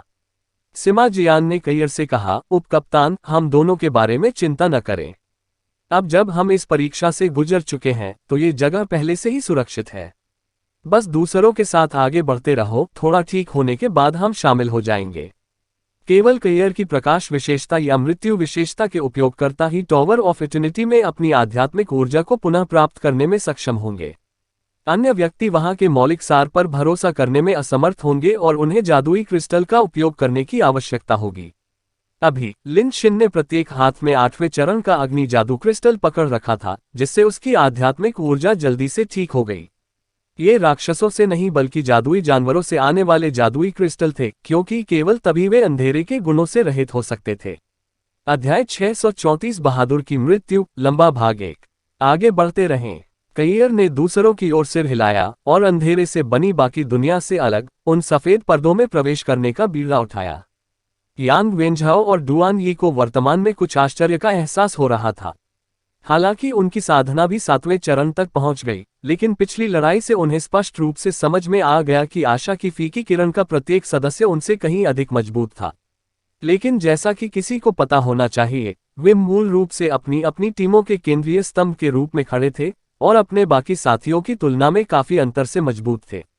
लेकिन डिम ग्लिमर ऑफ होप के सदस्यों के सामने वे केवल कुछ कंकाल सैनिकों का विरोध कर सकते थे, और क्योंकि उनकी चोटें पूरी तरह से ठीक नहीं हुई थीं, यहां तक कि काले कंकालों के खिलाफ आराम करने का कार्य भी उन्हें थका देने वाला लग रहा था। इसके विपरीत आशा की मन चमक के बीच मुख्य आक्रमण कैयर, सिमा जियान और लिन शिन द्वारा सुनिश्चित किया गया था, जिनके संयुक्त हमले ने 9वें चरण के बिजलीघर को भी मार डाला था। और वह एक जबरदस्त नरसंहार था, क्योंकि काले शूरवीर को उसके हाथों मारे जाने से पहले अपनी ताकत प्रदर्शित करने का जरा भी मौका नहीं दिया गया था। लॉन्ग हाओ चेन और कैयर की ताकत को छोड़ दें तो लिन शिन और सिमा जियान भी पहले से ही इतने शक्तिशाली थे। जिन शक्तिशाली हमलों का उन्होंने अभी उपयोग किया, वे यांग वेंझाओ और डुआन यी द्वारा भी पूरी तरह से अनसुने थे। लेकिन यह एक सच्चाई थी कि कैयर की संगत और ये दोनों काले शूरवीर को आसानी से हराने में कामयाब रहे। वास्तव में यह उसके उपकरणों पर महारत हासिल करने के साथ साथ अपनी पूरी ताकत से सबसे बड़ा हमला शुरू करने के कारण था। जो एक छोटी सी लड़ाई की तरह लग रही थी, उसमें लिन शिन और सिमा जियान पूरी ताकत लगा रहे थे और अपने ट्रैप कार्ड का उपयोग कर रहे थे। इस टावर ऑफ इटर्निटी में संत रक्षक निश्चित रूप से शक्तिशाली थे, लेकिन उन सभी में एक कमजोर बिंदु समान था, वह था उनके उपकरण। सीधे शब्दों में कहें तो अगर उस काले शूरवीर ने लॉन्ग हाओ चेन का सोना पिघला हुआ कवच पहना होता, तो जरूरी नहीं कि वे 10 गुना अधिक खर्च करने के बाद भी विजयी होते। कैयर की मृत्यु भगवान की दरांती एक दिव्य उपकरण थी और सिमा जियान की ऊर्जा गेंद प्रकाश महाकाव्य स्तर तक पहुंच गई थी। आशा की धुंधली किरण में किसी के पास पौराणिक स्तर का कम से कम एक हथियार नहीं था। उसकी आंखों के सामने रोशनी के सफेद पर्दे थे। ब्लैक नाइट के परीक्षण से गुजरने का मतलब यह नहीं था कि उन्होंने टॉवर ऑफ इटर्निटी की तीसरी मंजिल को पहले ही साफ कर लिया था। पिछली 2 मंजिलों के आधार पर उन्होंने इस मंजिल पर केवल आधे सबूत ही साफ किए थे, और नवीनतम परीक्षणों से कठिनाई बढ़ती ही रहेगी। केवल क्रूरतम लड़ाइयां ही उनका इंतजार कर रही थीं। कैयर के आगे बढ़ने और प्रकाश के सफेद पर्दों में प्रवेश करने के बाद झांग फैंग, वांग युवान और चेन यंग र ने उसका अनुसरण किया। सफेद पर्दों से गुजरते हुए हर कोई थोड़ा खांसने से खुद को नहीं रोक सका, क्योंकि पीछे की हवा बिल्कुल अलग थी, जिससे भारी अंतर आ रहा था। पहले वे घोर अंधकार की दुनिया में थे, लेकिन उस पल सफेद पर्दों से गुजरने के बाद जो उनकी दृष्टि में आया, वह एक अतुलनीय तीव्र पवित्र आभा थी। आसपास का अंधकार पहले से ही अस्तित्वहीन था, उसकी जगह अनंत पवित्र प्रकाश ने ले ली थी। दोनों तरफ देखने में आने वाले खंभे एक जैसे थे, लेकिन पवित्रता से भरी सुनहरी चमक दे रहे थे। फर्श भी पूरी तरह से सुनहरे रंग का था, जिसमें हर चीज पर सुंदर पैटर्न फैले हुए थे। कंकालों का कोई सागर मौजूद नहीं था। तीसरी मंजिल का ये दूसरा हिस्सा पूरी तरह से खाली था। तीसरी मंजिल के अंत में नेक्रोमेंसर संत स्लीपिंग कैलामिटी अलेक्स की एक और मूर्ति थी। मूर्ति के नीचे एक अकेला आदमी पालथी मारकर बैठा था। एक हल्का सा सफेद वस्त्र उसके पूरे शरीर के चारों ओर लिपटा हुआ था, और जब वह था थोड़ा नीचे देखने पर कैयर की पार्टी उसके चेहरे को पहचानने में असमर्थ थी। वह अलेक्स मूर्तिकला के नीचे बैठा था, और ऐसा लग रहा था मानो वह असीमित समय से बैठा हो, और ऐसा लग रहा था जैसे वह कैयर के समूह के आगमन की प्रतीक्षा कर रहा हो। हालांकि अब वे केवल एक ही दुश्मन का सामना कर रहे थे, कयर का समूह और भी अधिक केंद्रित दिख रहा था। सिर्फ इसलिए कि उनके सामने खड़ा शत्रु अकेला था, उसकी ताकत निस्संदेह और भी अधिक होगी, कम से कम काले शूरवीर से भी अधिक मजबूत। कयर अपने साथियों की ओर मुड़ी और चेन यंग र से कहा, यंग र, हस्तक्षेप मत करो। हम अगली मंजिल पर अधिकतर आपकी शक्ति पर निर्भर रहेंगे। बाकी लोग मेरे साथ आओ। जैसा कि उन्होंने कहा, कयर की आकृति चमक उठी, जो पहले से ही प्रकाश तत्व जादूगर से टकरा रही थी, जो अगले ही पल सफेद रंग में लिपटा हुआ था। एक हत्यारे के रूप में वह स्पष्ट रूप से एक जादूगर के खिलाफ सबसे बड़ी उम्मीदवार थी। हान यू, यांग वेंझाओ और डुआन यी ने स्पष्ट रूप से महसूस किया कि उस पवित्र आभा के बीच उनकी आध्यात्मिक ऊर्जा को काफी बढ़ावा मिल रहा है। उन तीनों ने तुरंत अपनी प्रभामंडल क्षमताओं का उपयोग किया और उन्हें कयर से बांध दिया। हालांकि यांग वेंझाओ एक बदला लेने वाला शूरवीर था, लेकिन उसने बिल्कुल भी शुल्क नहीं लिया। उसकी चोटें अभी भी ठीक होनी बाकी हैं। अगर ये दुश्मन पिछले दुश्मन से भी अधिक मजबूत होता, तो उस पर हमला करने का कोई फायदा नहीं होता। वांग युवान ने कायर के साथ पीछा करते हुए पीछा किया। खून की एक भयंकर दुर्गंध तुरंत उसके पीछे से निकल गई। कोई भी एक लाल चमक को गोली मारते हुए देख सकता था, जो वांग युवान के समान दिखने वाली एक भ्रामक छवि में बदल रही थी। वांग युवान की हत्या की भावना कैसे काफी अलग थी। कयर की हत्या की भावना एक घातक आभा से भरी हुई थी, जबकि वांग युवान की हत्या की भावना रक्तपिपासु आभा से भरी हुई थी। एक मूल रूप से उपयोगकर्ता का गुण था, जबकि दूसरा निरंतर वध के माध्यम से उत्पन्न हुआ था। दोनों जानलेवा आत्माएं एक दूसरे की पूरक लगती थीं। उनकी पूरी शक्ति के तहत ये चमक अत्यधिक पवित्रता में निहित थी। प्रकाश जादूगर ने अपनी चाल चली। जैसे ही कयर की पार्टी ने हमला करना शुरू किया, उसका शरीर अपने आप ऊपर की ओर बढ़ने लगा। उसके हाथ में एक सुनहरी छड़ी दिखाई दी। आगे की ओर इशारा करते हुए उसमें से निकलने वाली सोने की लहरों के साथ दोलन करता हुआ लॉन्ग हाओ चेन को अपनी पीठ पर बिठाकर कयर तुरंत अदृश्य अवस्था में प्रवेश करने में असमर्थ थी। लेकिन वह आशा की सभी मंद झलकियों में से सबसे तेज थी। वह पहले से ही तेजी से चार्ज करने वाले पल को तेज कर रहा था और केवल 2 फ्लैश में 200 मीटर से नीचे प्रकाश मौलिक जादूगर की दूरी को बंद करने में सक्षम था। लेकिन 100 मीटर से अधिक करीब पहुंचने के बाद प्रकाश की उस नर्म आभा ने उसे अवरुद्ध कर दिया। अपने ऊपर एक प्रकार की धुंध महसूस करते हुए कयर ने खुद को सुनहरे प्रभामंडल के संपर्क में पाया, जिससे उसकी गति पूरी तरह से कम हो गई और पूरी तरह से प्रतिबंधित हो गई। ऐसे ही उनकी गतिविधियां धीमी थीं। मौत के देवता की दरांती से तुरंत हत्या के इरादे से भरी एक धूसर आग फूट पड़ी। एक दिव्य उपकरण था और तुरंत ही अज्ञात नाम का प्रकाश जादू अत्याचारी मृत्यु देवता सिकल के सामने टूट गया। जैसे ही कयर आगे बढ़ रही थी और चार्ज जारी रखने के लिए तैयार थी, वह टूटी हुई सुनहरी रोशनी उसके शरीर के चारों ओर लिपट गई। वांग युवान को कायर जैसी ही समस्या का सामना करना पड़ा। वे दोनों प्रकाश जादूगर से 100 मीटर से अधिक दूर थे और उन्हें उसकी ओर बढ़ते रहना मुश्किल हो रहा था। इस समय एक मुड़ी हुई चमक उस स्थान से होकर गुजरी, जो सीधे प्रकाश जादूगर की ओर आ गई। ये कमांडर डेमन आई था। उस प्रकाश जादूगर ने शक्तिशाली आत्मा तरंगेऊ तसर्जित करते हुए अपना सिर उठाया। उसके लबादे के नीचे कोई उसकी आंखों में सुनहरी लपटों की जोड़ी को स्पंदित होते देख सकता था। कमांडर डेमन आई का मानसिक हमला अभी तक उस तक नहीं पहुंचा था, क्योंकि उसे उस शक्तिशाली आत्मिक शक्ति ने निरस्त कर दिया था। वह प्रकाश के इस जादूगर को थोड़ी सी भी चोट पहुंचाने में असफल रहा। अपनी लाठी को एक बार फिर लहराते हुए उन्होंने उदास स्वर में मंत्रोच्चार करना जारी रखा। तुरंत कुछ शूरवीर कै और वांग युवान के पक्ष में दिखाई दिए। इस प्रकाश जादूगर द्वारा पहले इस्तेमाल किए गए अज्ञात जादू के कारण एक सुनहरे प्रभामंडल ने उनका रास्ता अवरुद्ध कर दिया, जिससे उन्हें आगे बढ़ने से रोक दिया गया। ये 9वें चरण का तथ्य है, ईश्वरीय प्रतिबंध। यांग वेंझाओ अचानक चिल्लाया, लेकिन क्या ये जादू बहुत पहले ही खत्म नहीं हो गया था? वह यहाँ कैसे प्रकट हो सकता है? अरे, यह एक त्वरित कास्ट भी है। 9वां चरण मंत्र, और वह भी बिना किसी जादू के उपयोग के। ये निषिद्ध मंत्र के स्तर के करीब था, इसलिए इसमें कोई आश्चर्य नहीं था कि उन्हें रोक दिया जाएगा। यदि वह केवल 8वें चरण का मंत्र होता, तो कयर को किसी भी तरह से डेथ गॉड सिकल के हाथ में इतनी अच्छी तरह से नहीं रोका जाता। प्रकाश जादूगर का जादू चल रहा था और हर कोई जानता था कि अगर उसने इसे पूरा किया तो पार्टी शायद ही उसका विरोध कर पाएगी। एक जादूगर की आक्रामक शक्ति एक योद्धा से परे होती है, विशेषकर यह हल्का जादूगर जो काले शूरवीर के ठीक बाद प्रकट हुआ था। प्रकाश की आभा की अत्यंत स्वागत योग्य अनुभूति के कारण गलत विचार न रखें। ये परीक्षा निश्चित रूप से पिछले परीक्षण की तुलना में कहीं अधिक चुनौतीपूर्ण है। और सबसे बढ़कर, वे ईश्वरीय प्रतिबंध को कैसे तोड़ सकते हैं? इस बार कयर अचानक चिल्लाया, युवान युवान, वांग युवान युवान, जो लगभग उसी समय प्रकाश पर्दे के माध्यम से प्रवेश कर रहा था। जब कयर ने उसकी पुकार सुनी, तुरंत उस पर नजर डाली, जो अनकही समझ से भरा था। हालांकि कयर की यादें अभी अभी बहाल हुई थीं, लेकिन भूलने की बीमारी के बाद उसे जो यादें मिली थीं, वे पिछली यादों से बड़ी नहीं थीं, बल्कि पूरी तरह से सक्रिय हो गई थीं, इसलिए एक दूसरे के बारे में उनकी समझ अभी भी खत्म नहीं हुई थी। 1, 2, कयर ने धीरे धीरे गिनना शुरू किया। उसकी नज़र थी आरंभ से अंत तक प्रकाश के उस जादूगर में। यांग वेंझाओ और डुआन यी को छोड़कर आशा की मन चमक स्पष्ट रूप से शांत थी और सुरक्षात्मक बाधा को चार्ज करना बंद कर दिया था। वह आपसी समझ थी, कयर को कुछ भी कहने की आवश्यकता के बिना वे सभी अपना लक्ष्य समझ गए।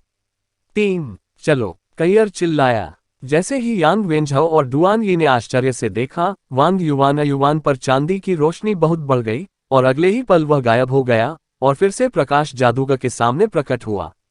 ब्लडस्टॉर्म में नारंगी और लाल रंग आपस में गुथे हुए हैं, जिससे खून की लालसा का अनोखा विस्फोट हो रहा है। प्रकाश जादूगर ब्लड स्टॉर्म की जन्मजात क्षमता डायमेंशनल स्टॉर्म के सामने एक जेट काली दरार तुरंत दिखाई दी। वास्तव में अब जब रक्तपात लगातार नरसंहारों के माध्यम से महाकाव्य स्तर तक पहुंच गया था, तो उसकी शक्ति पहले से स्वर्ग और पृथ्वी की तरह अलग थी। प्रकाश के उस तीव्र सार के सामने उसने तत्काल स्लैश छोड़े। भयानक डायमेंशनल तूफान ने उस 9वें चरण के रक्षात्मक मंत्र के साथ संपर्क बनाया और अंदर का स्थान अनगिनत टुकड़ों में टूट गया। अध्याय 635 बहादुर लंबे भाग 2 की मृत्यु। ये वांग युवान का लंबे समय से तैयार किया गया झटका था, जो ब्लडस्टॉर्म और स्पेटियल गेट स्पिरिट स्टोव के बीच एक आदर्श मेल था। अत्यधिक आक्रामक शक्ति, लेकिन सबसे बढ़कर पूरी तरह से अप्रत्याशित। स्पेटियल गेट स्पिरिट स्टोव की शक्ति किसी की दृष्टि के भीतर किसी अन्य बिंदु के लिए एक गेट खोलना है, और इसने वांग युवान को वहां टेलीपोर्ट करने की अनुमति दी। त्वरित चाल के विपरीत, उसे केवल उस स्थान को देखने में सक्षम होना था ताकि इस टेलीपोर्टेशन के दौरान कोई बाधा न आए। स्पेस गेट स्पिरिट स्टोव को सिर्फ इसलिए कम मत आंकिए क्योंकि यह अन्य स्पिरिट स्टोव के मिश्रण से नहीं आता है। वांग युवान के नरसंहार की लंबी अवधि के दौरान यह स्पिरिट स्टोव 3 बार विकसित हुआ था, जिससे इसे एक बड़ी रेंज, उपयोग की संख्या और टेलीपोर्टेशन स्थिरता मिली। प्रकाश जादूगर स्पष्ट रूप से बड़ी घबराहट में था। उन्होंने स्पष्ट रूप से यह उम्मीद नहीं की थी कि ये प्रतिद्वंद्व उनके 9वें चरण के रक्षात्मक मंत्र को इस तरह से तोड़ देंगे। और केवल दैवीय संयम में उसके पूर्ण विश्वास के कारण ही उसने इतनी उन्मत्तता से एक शक्तिशाली आक्रामक मंत्र का जाप करने का साहस किया था। जब तक यह मंत्र पूरा हुआ, उसे विश्वास था कि यह उसकी आंखों के सामने सभी मनुष्यों को मिटा देगा। लेकिन वांग युवान के अचानक आगमन ने उनके विचार की प्रक्रिया को पूरी तरह से बंद कर दिया। भयानक रक्तपिपासु से घिरे उस भयानक डायमेंशनल तूफान ने उसे शक्तिहीन बना दिया। उसके पास अपने लगभग पूरे होने वाले मंत्र को काटने के अलावा कोई विकल्प नहीं था। भरी कराह के साथ वह अपने हाथ से एक तीव्र चमकती रोशनी छोड़ते हुए पीछे हट गया, जिससे डायमेंशनल स्टॉर्म के आगमन में बाधा उत्पन्न हुई। हमले को रोक दिया गया, लेकिन स्टाफ अंदर आ गया। उसका हाथ तुरंत तितर-बितर हो गया और उसके कारण दैवीय संयम हटा दिया गया, जिससे कयर को एक और हमले के लिए पार्टी का नेतृत्व करना पड़ा। प्रकाश जादूगर वास्तव में असाधारण था। जैसे ही वह ऐसी अशुभ स्थिति में पीछे हट गया, उसने निकटतम वांग युवान पर अपना हाथ उठाया, जिससे उसके पैर के नीचे एक सुनहरा प्रभामंडल उठ गया, जिससे दिव्य संयम मुक्त हो गया। ये 7वां चरण नियंत्रण प्रकाश तत्व मंत्र था। पिछले मंत्र की प्रतिक्रिया के प्रभाव में रहते हुए भी उन्होंने जादुई प्रकाश के प्रति अपनी समझ को दर्शाते हुए ये तत्काल कास्ट किया। इसी बीच उनका शरीर अचानक पीछे की ओर चला गया और एक विकराल दृश्य सामने आ गया। मंच के किनारे पर जो अलेक्स मूर्तिकला दिखाई दे रही थी, वह उसके साथ पीछे चली गई और दूरी बढ़ाने की यथासंभव कोशिश की। कुछ समय के लिए उन्होंने अविश्वसनीय गति से गाना जारी रखा। अपनी पीठ पर आध्यात्मिक पंख फड़फड़ाते हुए कयर ग्रे बिजली की तरह उसके पीछे चली गई और अपने हाथ में डेथ गॉड की सिकल के साथ एक साफ चीरा लगाया। जादूगरों के पास निस्संदेह उच्च हमले का दायरा था, लेकिन उनकी आक्रामक और रक्षात्मक शक्ति व्युत्क्रमानुपाती थी। वांग युवान का अचानक हमला एक बहुत महत्वपूर्ण कारक था। हालांकि उसका हमला विफल रहा, वह दैवीय प्रतिबंध को भेदने में कामयाब रहा और अपना जादू पूरा होने के कगार पर पहुंच गया। कायर की पिछली उल्टी गिनती जादूगर के मंत्र के पूरा होने से पहले की टाइमर थी, इसलिए वांग युवान इसके पूरा होने से पहले ही इसे बाधित कर देगा। मंत्र का दुष्प्रभाव अत्यंत खतरनाक होता है। यदि किसी जादूगर के जादू को उसकी तैयारी के दौरान बाधित किया जाता है तो यह संभवतः एक प्रतिक्रिया का कारण बनेगा, और जादू जितना मजबूत होगा ये प्रतिक्रिया उतनी ही अधिक शक्तिशाली होगी। विशेष रूप से ये द्वितीयक प्रभाव भी अधिक शक्तिशाली हो जाता है जैसे जैसे मंत्र पूरा होने के करीब होता है। भले ही लाइट मैज एक कठिन प्रतिद्वंद्वी था, फिर भी उसे उच्चतम श्रेणी की प्रतिक्रिया मिली थी और उसे अभी भी अपनी सांस लेने के लिए समय निकालना था। कईयर की उसे किसी भी उच्च श्रेणी के मंत्र को पूरा करने देने की कोई योजना नहीं थी। लेकिन उसे आश्चर्य हुआ, प्रकाश जादूगर की गति उसके अनुमान से भी परे थी। जैसे ही उसका डेथ गॉड सिकल उतरने वाला था, उसका एक और मंत्र पूरा हो गया। जैसे ही पवित्र प्रकाश ने आकार लिया, मृत्यु देवता का दरांती अचानक बंद हो गया और तुरंत एक शक्तिशाली शक्ति फूट पड़ी। यह दुर्जय बाहर अप्रतिरोध्य के करीब था, प्रकाश की चमक से भरपूर, लेकिन इसमें एक निर्विवाद प्रभाव बल भी शामिल था जिससे कोई नुकसान नहीं हुआ, लेकिन यहाँ तक कि कयर की मृत्यु भगवान की सिकल भी इस नर्म दिखने वाली पवित्र रोशनी को बिखेरने में असमर्थ थी। इस जादू को पवित्र भेंट का नाम दिया गया था, जो प्रकाश जादूगर के स्वयं के जीवन को ईंधन के रूप में प्रज्वलित करने में सक्षम था। और देखने से पता चलता है कि उसकी आत्मा की अग्नि ही वह चीज थी जो प्रज्वलित हुई। हालांकि वह इस स्थान की रक्षा करने वाले पवित्र रक्षक से अधिक कुछ नहीं था, उसका अपना गौरव था, और ऐसा कोई रास्ता नहीं था जिससे वह खुद को इतनी आसानी से पराजित होने दे। पवित्र भेंट का उपयोग करने से वह केवल अपने प्रतिद्वंद्वी को पीछे धकेलने में कामयाब रहा, जिससे उसे जप करने के लिए कुछ समय मिल गया, इसलिए वह अभी भी इन मनुष्यों को हराने में आत्मविश्वास महसूस कर रहा था। जैसे ही कयर अपनी भौहें सिकोड़ रही थी और पहले से ही प्रकाश के इस जादू के खिलाफ कुछ भी हासिल करने में असमर्थ महसूस कर रही थी, एक रहस्यमय भावना अचानक उसके अंदर उमड़ पड़ी। एक नर्म नारंगी चमक उसके शरीर के चारों ओर घूम गई और इसने कयर के शरीर से चिपकी पवित्र भेंट से सफेद रोशनी को नष्ट कर दिया और पहले से अप्रतिरोध्य बल को पूरी तरह से गायब कर दिया। जिस क्षण पवित्र भेंट आई, आशा की मंद चमक वाले सभी लोग चकित रह गए कि यह नारंगी चमक लॉन्ग हाउचेन की बाईं बाह से निकल रही थी। इसकी भव्य चमक और इसकी पवित्र रोशनी की गुणवत्ता पवित्र भेंट से एक स्तर अधिक थी, जिसने एक ही झटके में पवित्र भेंट को दबा दिया। कयर को पता नहीं था कि अभी क्या हुआ था, लेकिन अपने व्यापक युद्ध ज्ञान के साथ वह इतना अच्छा अवसर कैसे जाने दे सकती थी। प्रकाश की एक चमक में कयर की अनगिनत आकृतियों ने इस अवसर का लाभ उठाया और प्रकाश जादूगर को घेरते हुए आगे बढ़ गईं। और मृत्यु देवता की दरांती की असंख्य छवियों ने बीच में मौजूद प्रकाश जादूगर को एक ही बार में दूर भेज दिया। असंख्य छवियों से हिट डेथ गॉड के चुने हुए के रूप में जागने के बाद कयर के मूल 1000 स्ट्राइक स्पिरिट स्टोव को हमले में अपग्रेड मिला। हालांकि वह अब संसार स्पिरिट स्टोव का हिस्सा थी, कयर ने पहले ही अपना सारा ज्ञान प्राप्त कर लिया था और अपने संविधान के माध्यम से भगवान की पसंद के रूप में उपयोग किया था, जिससे उसका हमला पहले से अधिक शक्तिशाली हो गया था। पवित्र भेंट का उपयोग करना पहले से ही प्रकाश जादूगर का आखिरी कार्य था। यदि वह कुछ समय भी नहीं बचा पाता तो उसका प्राचीन काल का सबसे शक्तिशाली रहस्यमय रहस्य भी किसी काम का नहीं रह जाता। बहरा कर देने वाली आवाजों के बीच प्रकाश जादूगरनी गायब हो गई और कायर के शाश्वत मेलोडी में उंडेली गई सुनहरी रोशनी की किरण में बदल गई। इतने में एक गूंजती हुई आवाज आई, 7th होली गार्ड आपके प्रति निष्ठा की शपथ लेता है। जमीन पर हल्के से उतरते हुए कयर की आंखों में अभी भी धुंधली नजर आ रही थी। अनजाने में उसने अपनी गर्दन की ओर देखा, लॉन्ग हाउचेन की बाहों को ऊपर उठाए हुए। आंसुओं ने तुरंत उसकी आंखों को नम कर दिया। वह सूर्य चंद्रमा दिव्य घोंघा ढाल था, पहले की नारंगी चमक इसकी विशेषता थी। कयर ने अचानक अपने साथियों की ओर देखा और जोर से कहा, क्या सभी ने इसे देखा? वह मरा नहीं है, हाउचेन जीवित है। वह निश्चित रूप से हमारे पास लौट आएगा, इसमें कोई संदेह नहीं है। इस बिंदु पर पहुंचकर उसकी बाहों ने लॉन्ग हाउचेन की बाहों को कसकर पकड़ लिया, उसका पूरा शरीर जोर से झटका खाने लगा। कोई नहीं जानता था कि दिव्य घोंघा ढाल की शक्ति क्यों विस्फोटित हुई थी। चूंकि लॉन्ग हाउचेन पहले ही मर चुका था, इसलिए वह इसे सक्रिय करने वाला एकमात्र व्यक्ति नहीं हो सकता था। लेकिन दिव्य घोंघा शील्ड की प्रतिभा ने उन्हें अत्यधिक आत्मविश्वास दिया, जैसे कि लॉन्ग हाउचेन की मृत्यु कोई ऐसी चीज नहीं थी जो घटित हुई हो। अनंत काल के टॉवर में उनके प्रवेश के बाद से शुरू से अंत तक आधे घंटे से भी कम समय बीत चुका था और वे पहले ही 2 दरवाजों से गुजर चुके थे और तीसरी मंजिल के अंत तक पहुंच रहे थे। आशा की धुंधली किरण की पूरी ताकत बिना किसी संदेह के प्रकट हुई, वास्तव में जिन अभिभावकों का उन्होंने सामना किया था वे सभी 9वें चरण के पावरहाउस थे। भले ही वह 9वें चरण का शुरुआती चरण हो, फिर भी वे उस तक पूरी तरह पहुंच गए। वास्तव में ये बड़े आत्मविश्वास के साथ था कि लॉन्ग हाओचेन अपने साथियों को राक्षसों के इलाके में ले आया था।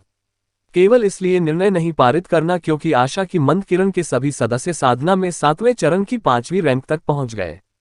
उन सभी के पास स्पिरिट स्टोव, शक्तिशाली उपकरण और महान प्रतिभा थी। उन्हें सामान्य 8वें चरण के पावरहाउस से भी बदतर नहीं बनाया जा रहा है। यदि यह इस तथ्य के लिए नहीं होता कि उन्हें दानव देवता सम्राट जैसे बेजोड़ दुश्मन का सामना करना पड़ा और वे उसके जाल में फंस गए, तो उनके पास सबसे निराशाजनक परिस्थितियों में भी भागने का पूरा मौका होता। उस मामले पर टिप्पणी करने के लिए पहले ही बहुत देर हो चुकी थी। लॉन्ग हाओचेन पहले ही मर चुका था, लेकिन पुनरुत्थान की इस आखिरी आशा में आशा की प्रत्येक मंद चमक दानव कातिलों ने अपनी चमक प्रदर्शित की। शायद ये दानव शिकार दस्ता लॉन्ग हाओचेन के बिना भी बेहद शक्तिशाली बना रहा, लेकिन उसके बिना आशा की फीकी चमक ने अपनी आत्मा खो दी थी। बहुत कठिनाई से कयीर ने अपनी बढ़ती भावनाओं को दबाया। हर कोई एक ब्रेक लेता है और कुछ आध्यात्मिक ऊर्जा प्राप्त करता है। ऊपरी मंजिल का रास्ता खुल गया जो उसके सामने अलेक्स मूर्तिकला से प्रकाशित था। इस स्तंभ पर रखते ही वे टावर ऑफ इटर्निटी की 4थी मंजिल में प्रवेश कर जाएंगे। लेकिन अभी चाहे कयीर कितनी भी जल्दबाजी कर रहे हो, पार्टी को कुछ ताकत हासिल करने देने से ज्यादा दबाव वाली कोई बात नहीं हो सकती। मोडू पर मिशन की शुरुआत के बाद से समूह को ज्यादा आराम नहीं मिला था। तीसरी मंजिल पर परीक्षण बहुत कठिन है, चौथी मंजिल पर जो होगा वह और भी कठिन हो सकता है। पर्याप्त आराम के बिना वे चौथी मंजिल पर परीक्षण कैसे पूरा कर सकते थे? जब आप अपना चाकू स्वयं तेज करते हैं तो किसी भी गलती की अनुमति नहीं होती है। निम्नलिखित चुनौतियों में अपनी संभावनाओं को अधिकतम करने का सबसे अच्छा समाधान शीर्ष स्थिति में होना था। लिन शिन और सिमा जियान को भी वहां बुलाया गया था। तीसरी मंजिल का दूसरा भाग संतों की आभा से भरा हुआ था, जिससे उन्हें आध्यात्मिक ऊर्जा पुनः प्राप्त करने में बहुत मदद मिली। यहां तक कि अग्नि उपयोगकर्ता लिन शिन के लिए भी प्रकाश सार की दुनिया में खेती करना बहुत आसान था। जेब की तुलना अंधकार के सार की दुनिया से की जाती है। यांग वेंझाओ और डुआन यी पीछे बैठे एक दूसरे को देख रहे थे। उन दोनों ने एक दूसरे की आंखों में बड़ा आश्चर्य देखा। नाइट टेम्पल की युवा पीढ़ी के उत्कृष्ट व्यक्तित्व होने के नाते लॉन्ग हाओचेन द्वारा इतनी कठोरता से शाप दिए जाने के बाद वे पहले ही सभी आत्मघाती विचारों को खो चुके थे। उन्होंने ये भी सोचा कि भले ही लॉन्ग हाओचेन और कयीर उनसे आगे हों, फिर भी उन्हें दूसरों की तुलना में कम से कम थोड़ा मजबूत होना चाहिए। लेकिन अब ऐसा लग रहा था कि ये विचार स्पष्ट रूप से गलत थे। आशा की मंद किरण के सभी सदस्यों द्वारा प्रदर्शित ताकत के प्रदर्शन से भले ही वे दोनों हाथ मिला लें, लेकिन जरूरी नहीं कि वे उनमें से किसी पर भी हावी हो जाएं। अध्याय 636 बहादुर की मृत्यु, लंबा भाग 3। हालांकि यांग वेंझाओ और डुआन यी ने अपनी भावना खोने का कोई संकेत नहीं दिखाया, बल्कि इससे उनकी लड़ाई की भावना काफी प्रेरित हुई। उनकी चोटें अभी ठीक नहीं हुई थीं, लेकिन उन्होंने पहले ही अपना संकल्प बना लिया था। चाहे कुछ भी हो, उन्होंने ताकतवर बनने के लिए खेती में प्रयास किया था। जैसा कि लॉन्ग हाओचेन ने कहा, केवल एक दिव्य सिंहासन नहीं था। उन्हें प्राप्त करने के लिए कम से कम 3 दिव्य सिंहासन मौजूद थे। आराम की यह अवधि काफी लंबी थी, जिसमें पूरे 1 घंटे से कम समय नहीं लगा, जिसके बाद उन सभी ने क्रमिक रूप से अपनी आंखें खोलीं। लिन शिन के अलावा, जो अभी भी blue fire Phoenix Holi spirit stove की प्रतिकूल प्रतिक्रिया से पीड़ित थे, अन्य पहले से ही अपनी चरम स्थिति में वापस आ गए थे। यहां तक कि लिन शिन को भी अपने जादू को पूरी शक्ति से इस्तेमाल करने में कोई समस्या नहीं होगी, जब तक कि वह अपने स्पिरिट स्टोव को सक्रिय नहीं करती। लॉन्ग हाओचेन को अपनी पीठ पर लादकर कयीर उठ खड़ी हुई, फिर भी पीली दिख रही थी। रहस्यमय ढंग से मृत्यु का जो अवतार उसने पहले साकार किया था वह इस समय बिल्कुल भी गायब नहीं हुआ था, शुरू से अंत तक हवा में तैरता रहा। और सेवेंथ सेंट गार्ड को हराने के बाद ये छाया काफी हल्की होती दिख रही थी। यहां तक कि आशा की मंद किरण के अन्य लोग भी केवल कुछ अनुमान लगा सकते थे कि यह मृत्यु देवता द्वारा चुने गए एक विशेष कौशल होना चाहिए, लेकिन उन्हें इसके बारे में विवरण के बारे में कोई जानकारी नहीं थी। ये कुछ ऐसा था जो कयीर ने पहले कभी नहीं दिखाया था। कयीर ने घोषणा की, टावर ऑफ इटर्निटी की तीसरी मंजिल पर हम 7वें पवित्र गार्ड के माध्यम से 12वें के परीक्षणों का सामना कर रहे हैं। उनकी संख्या से पता चलता है कि हमारे पास सामना करने के लिए 6 से अधिक संत रक्षक हैं। इस तीसरी मंजिल से आगे संत रक्षक पहले ही ताकत के 9वें चरण तक पहुंच चुके होंगे और निम्नलिखित परीक्षण और भी चुनौतीपूर्ण हो जाएंगे। जिन तत्वों का हम पहले ही सामना कर चुके हैं वे अग्नि, जल, पृथ्वी, वायु, अंधकार और प्रकाश, सभी 6 महान तत्व हैं। अंधकार और प्रकाश सबसे शक्तिशाली थे। जैसे दुर्लभतम गुण अंतरिक्ष वाले अभी तक प्रकट नहीं हुए हैं, लेकिन यदि उन्हें जोड़ भी दिया जाए तो वे कुल मिलाकर 6 नहीं बन पाते हैं। तो ये बहुत संभव होगा कि हम नीचे दिए गए ऊपर के समान तत्वों के कुछ पवित्र रक्षकों का सामना करें। मैं मुख्य हमलावर बनूंगा और यंग चौथी मंजिल पर भाग लेने के लिए तैयार हो जाऊंगी। यदि संभव हो तो चौथी मंजिल पर परीक्षणों से गुजरते समय आप हमारी मुख्य शक्ति होंगे, ताकि हम सीधे 5वीं मंजिल में प्रवेश कर सकें। हाँ, चेन यंग ने बिना किसी हिचकिचाहट के र की ओर सिर हिलाते हुए सहमति व्यक्त की। वह तीसरी मंजिल पर लड़ाई में भाग लेने में पूरी तरह से असमर्थ थी और समूह के अधिकांश लोगों के विपरीत अभी भी अच्छी स्थिति में थी। लेकिन वह भी ईश्वर की चुनी हुई है और पवित्र आत्मा बेटी सिर्फ एक नाम नहीं है। विशेष परिस्थितियों में उसकी ताकत और उपयोगिता लॉन्ग हाओचेन और कईयर से भी आगे निकल गई। उनके छायाचित्र प्रकाश में आ गए, गायब हो गए और तेजी से लुप्त होने लगे। टावर ऑफ इटर्निटी की चौथी मंजिल। यह एक खाली जगह थी जो तीसरी मंजिल के पहले भाग में कंकालों की लहरों के विपरीत थी। चौथी मंजिल में प्रवेश करने पर आसपास का वातावरण बिल्कुल खाली था। पहली मंजिल की तरह ही दूर से अलेक्स जैसी दिखने वाली एक मूर्ति दिखाई दे रही थी। चेन यंग कयर की ओर आगे बढ़ी और धीमी आवाज में पूछा, यह क्या मैं शुरू कर सकता हूं? कयर ने सिर हिलाया। एक सम्मानकर्ता का कास्ट समय आमतौर पर सबसे लंबा होता है, इसलिए अभी से शुरू करना जबकि दुश्मन को अभी भी स्पॉन करना है, इससे उसे पूरा समय मिलेगा। चेन यंग सीधे अपनी वर्तमान स्थिति में बैठ गई। छोटा सुअर मैकडुल उसकी बाहों से कूद गया। उसके शरीर से एक हल्की गर्मागर्म चमक निकल रही थी, जैसे पवित्र आत्मा वस्त्र में सभी आत्मा की गोलियां जल उठीं। एक मधुर मंत्र का जाप करते हुए चेन यंग ने अपने हाथ क्रॉस कर लिए। जैसे ही उसका क्रिस्टल धीरे धीरे उसके मंत्र के बीच में प्रकट हुआ, उसमें से रहस्यमय आध्यात्मिक तरंगे प्रवाहित होने लगी। बाकियों ने तुरंत उसके चारों ओर कतारें बना ली। जैसे ही उसका मंत्र गूंजा, चेन यंग धीरे धीरे जमीन से ऊपर तैरने लगी। पवित्र आत्मा के वस्त्र ने एक शानदार चमक छोड़ी, जिससे ऐसा लगा मानो सभी जादुई जानवर जीवित हो गए हों। आध्यात्मिक ऊर्जा की तीव्र लहरें आश्चर्यजनक गति से उसके ऊपर चढ़ गईं। यांग वेंझाओ ने चकित होकर चेन यंग को देखा। इस पल में उसे लगा कि वह अपनी ही मंगेतर को पहचान ही नहीं पा रहा है। उस छोटी लड़की का क्या हुआ जो हमेशा उसकी पीठ के पीछे छुपी रहती थी? क्या वह सचमुच पहले से ही इतनी मजबूत हो गई थी? इस सटीक क्षण में चेन यंगर से फैल रही आध्यात्मिक तरंगे स्पष्ट रूप से 8वें चरण की सीमा तक पहुंच गईं, और इसके अलावा वे भारी गति से ताकत हासिल कर रही थीं। हालांकि यांग वेंझाओ इस बात से अनभिज्ञ थी कि यंग किस प्रकार के जादू का उपयोग कर रही थी। वह स्पष्ट रूप से ताकत में उससे आगे निकल चुकी थी। हानि की भावना लगातार उसके सीने से उठती रही और उसके मुंह में कड़वा स्वाद भर गया। जो देखा गया वास्तव में बहुत अधिक प्रयास के साथ लगे रहना पड़ा। ठीक इसी समय 2 चमकें एक साथ प्रकट हुईं। ये 2 विशाल स्तंभ थे, दोनों की माप 5 मीटर से अधिक थी। प्रकाश के एक नीले और एक लाल स्तंभ में 2 कंकाल प्रकट हुए। उनकी आंखों में तीव्र आत्मिक अग्नि स्पंदित हो रही थी। शक्तिमान आत्माएं, क्या ऐसा हो सकता है कि इस समय 2 संत रक्षक एक साथ प्रकट हुए हों? समूह के चेहरों के भाव बदल गए। इन 2 विशाल स्तंभों से कोई यह बता सकता है कि वे अग्नि और बर्फ तत्व के उपयोगकर्ता थे, ठीक उन 2 संत रक्षकों की तरह जिन्हें पहली मंजिल पर नियुक्त किया गया था।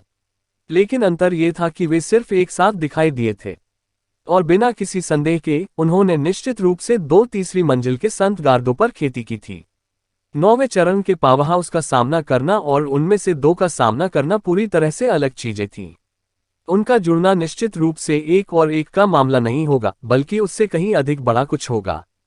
इसके अलावा ये दोनों एक हाथापाई योद्धा थे और दूसरा एक जादूगर था। और 11वें और 12वें पवित्र रक्षक के विपरीत अग्नि तत्व कंकाल एक जादूगर था जो लाल रंग का वस्त्र पहने हुए था, और बर्फ रक्षक एक योद्धा था जिसने नीला कवच पहना हुआ था और उसकी दोनों भुजाओं में से प्रत्येक में एक नीली बड़ी तलवार थी।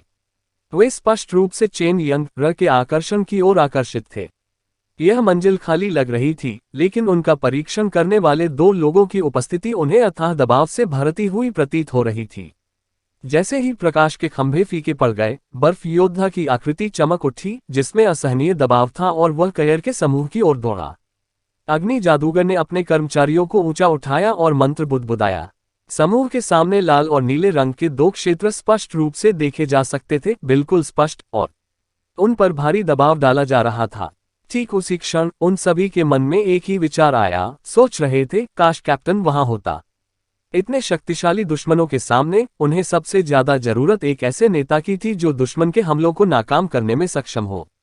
यदि लॉन्ग हाउचेन अभी भी जीवित होता तो वह निश्चित रूप से सन मून डिवाइन स्नेल के उपयोग से बर्फ योद्धा के हमलों को रोक देता, जिससे दूसरों को अपनी क्षमताओं का पूरा उपयोग करने की अनुमति मिलती। भले ही कैयर के हमले अधिक शक्तिशाली हों, लेकिन उसमें पवित्र आत्मा स्टोव जैसे दुश्मनों को आकर्षित करने की क्षमता नहीं होगी। और आमने सामने की भिड़ंत में 9वें चरण के पावरहाउस के आक्रमण को रोकने का कोई रास्ता नहीं था। झांग फैन फैन समूह में सबसे आगे रहकर जरा भी नहीं घबराए, लेकिन हान यू तेजी से उनकी स्थिति से आगे निकल गए। ये पहली बार था कि टावर ऑफ इटर्निटी पर चढ़ने की शुरुआत के बाद से टीम द्वारा अव्यवस्थित कार्रवाई की गई, लेकिन हान यू की हरकतों के बाद झांग फैन फैन को तुरंत समझ आ गई। झांग फैन फैन और हान यू बराबरी पर थे, ताकत में प्रत्येक की अपनी विशिष्टताएं हैं। रक्षा के मामले में हान यू झांग फैन फैन के स्तर से नीचे था, लेकिन आशा की मन चमक के एक वास्तविक सदस्य के रूप में उसके पास सोल बाइंडिंग चेन थी। बर्फ योद्धा की ओर नीली आग का एक बड़ा गोला दागा गया, जो लिन शिन की पहली चाल थी। एक अग्नि जादूगर होने के नाते वह स्पष्ट रूप से एक बर्फ उपयोगकर्ता के खिलाफ मुख्य बल था। उग्र हॉट ऑफ फायर ने हवा को विकृत कर दिया, अपने मानसिक फोकस के कारण तुरंत बर्फ योद्धा की ओर जा रहा था। बर्फ योद्धा की आंखों में नीली आत्मा की आग जरा भी कम नहीं हुई। मानो बर्फीली जमीन पर पैर रखते हुए अचानक उसका पैर फिसल गया। उसके दाहिने हाथ की बड़ी तलवार उस पर गिरी, और जैसे ही तापमान गिरा, उसकी भारी तलवार से एक शक्तिशाली और आकर्षक तलवार निकली, जिसने आग के बड़े गोले को अपनी ओर खींच लिया। तुरंत उसके बाएं हाथ की तलवार उठाई गई, जिससे डिम ग्लो ऑफ होप समूह को निशाना बनाते हुए 1 मीटर की तलवार के ब्लेड वाले बर्फ के प्रक्षेपण को छोड़ा गया। इससे भी अधिक आश्चर्य की बात यह है कि इस हमले को पूरा करने के बाद लिन शिन के बड़े आग के गोले को उसकी दाहिनी तलवार से खदेड़ दिया गया और विस्फोट होने से पहले उसे दूर फेंक दिया गया। लिन शिन के चेहरे का भाव बदल गया। एक अर्धचंद्राकार प्रक्षेपण जारी करते समय बर्फ योद्धा, जिसने अभी अभी उसके और उसके जादू के बीच के संबंध को तोड़ दिया था, आग के गोले को तुरंत विस्फोट होने से रोक दिया। अर्धचंद्राकार प्रक्षेपण जमीन के ऊपर चला गया और आकार में उतना नहीं बढ़ पाया जितना कि यह सामान्य रूप से बढ़ता था, लेकिन जैसे ही हमला हुआ, आसपास का तापमान तेजी से गिर गया। लिन शिन हान यू के पीछे आकर आगे बढ़ी। जैसे ही उसकी आंखों की रोशनी टिमटिमा रही थी, उसमें से एक तीव्र नीली आग उभर रही थी। तुरंत नीली लिप्टों की एक बड़ी छतरी हान यू के शरीर से जुड़ गई, जिससे अग्नि देवता का आभास हुआ। लिन शिन स्वाभाविक रूप से ऐसा कदम उठाने वाला एकमात्र व्यक्ति नहीं था। झांग फैंग फैंग, यांग वेंझाओ और डुआन ये सभी ने एक ही समय में अपने हथियार लहराए, जिससे बर्फ के हमले को रोकने के लिए पवित्र प्रकाश की आकर्षक चमक पैदा हुई। उन्होंने जो हमला किया वह बेहद चतुराईपूर्ण था। उनके हथियारों से ब्लेड प्रक्षेपण निकले और हवा में आकर्षक बल की द्वितीय प्रतिक्रिया प्राप्त करने से बचने के लिए उनका कनेक्शन तुरंत तोड़ दिया गया। हालांकि बर्फ के ब्लेड के प्रक्षेपण में कोई कमजोरी दिखाए बिना अप्रतिरोध्य ताकत थी। पत्ती के प्रक्षेपण से होने वाली बौछार से केवल कुछ धुंध छट सकती है, लेकिन कमजोर होने का कोई संकेत नहीं दिख रहा है। जैसे ही अर्धचंद्राकार ब्लेड ऐसा लग रहा था जैसे वह हान यू को कुचलने वाला था, उसके बाएं और दाएं दोनों तरफ से तीव्र प्रकाश की चमक आ रही थी। बाईं ओर का रंग चांदी था, जबकि दाईं ओर का रंग बैंगनी था। वांग युवान की डिवाइन सोल शील्ड ने सौते स्पेस डिवीजन का शुभारंभ किया, जबकि सिमा जियान ने डिवाइन तोप का इस्तेमाल किया। या पर्पल थंडर, ये दो भारी हमले सचमुच शक्तिशाली थे। तीव्र झटकों के बीच रुकने से पहले वह अर्धचंद्राकार चाप टूट गया था। इसके बाद हान यू ने बर्फ के ब्लेड के अवशेषों को तितर-बितर करने के लिए शील्ड बाउंस का इस्तेमाल किया। अध्याय 637 सिमा जियान का प्रज्वलन भाग 1। इस 9वें चरण की शक्ति के हमले का विरोध करने में लगभग सभी की शक्ति लगी, और इसी बीच वह बर्फ योद्धा हवा में उड़ गया और अब समूह की ओर बढ़ रहा था। निस्संदेह ऐसी स्थिति में जहां वह समूह के बीच में हमला करेगा, कोई भी उसके हमलों को रोक नहीं पाएगा।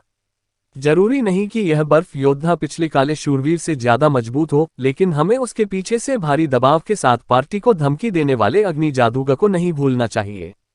जैसे ही बर्फ योद्धा फैंटग्लो ऑफ होप समूह की ओर दौड़ने लगा, उसका शरीर अचानक हवा में रुक गया।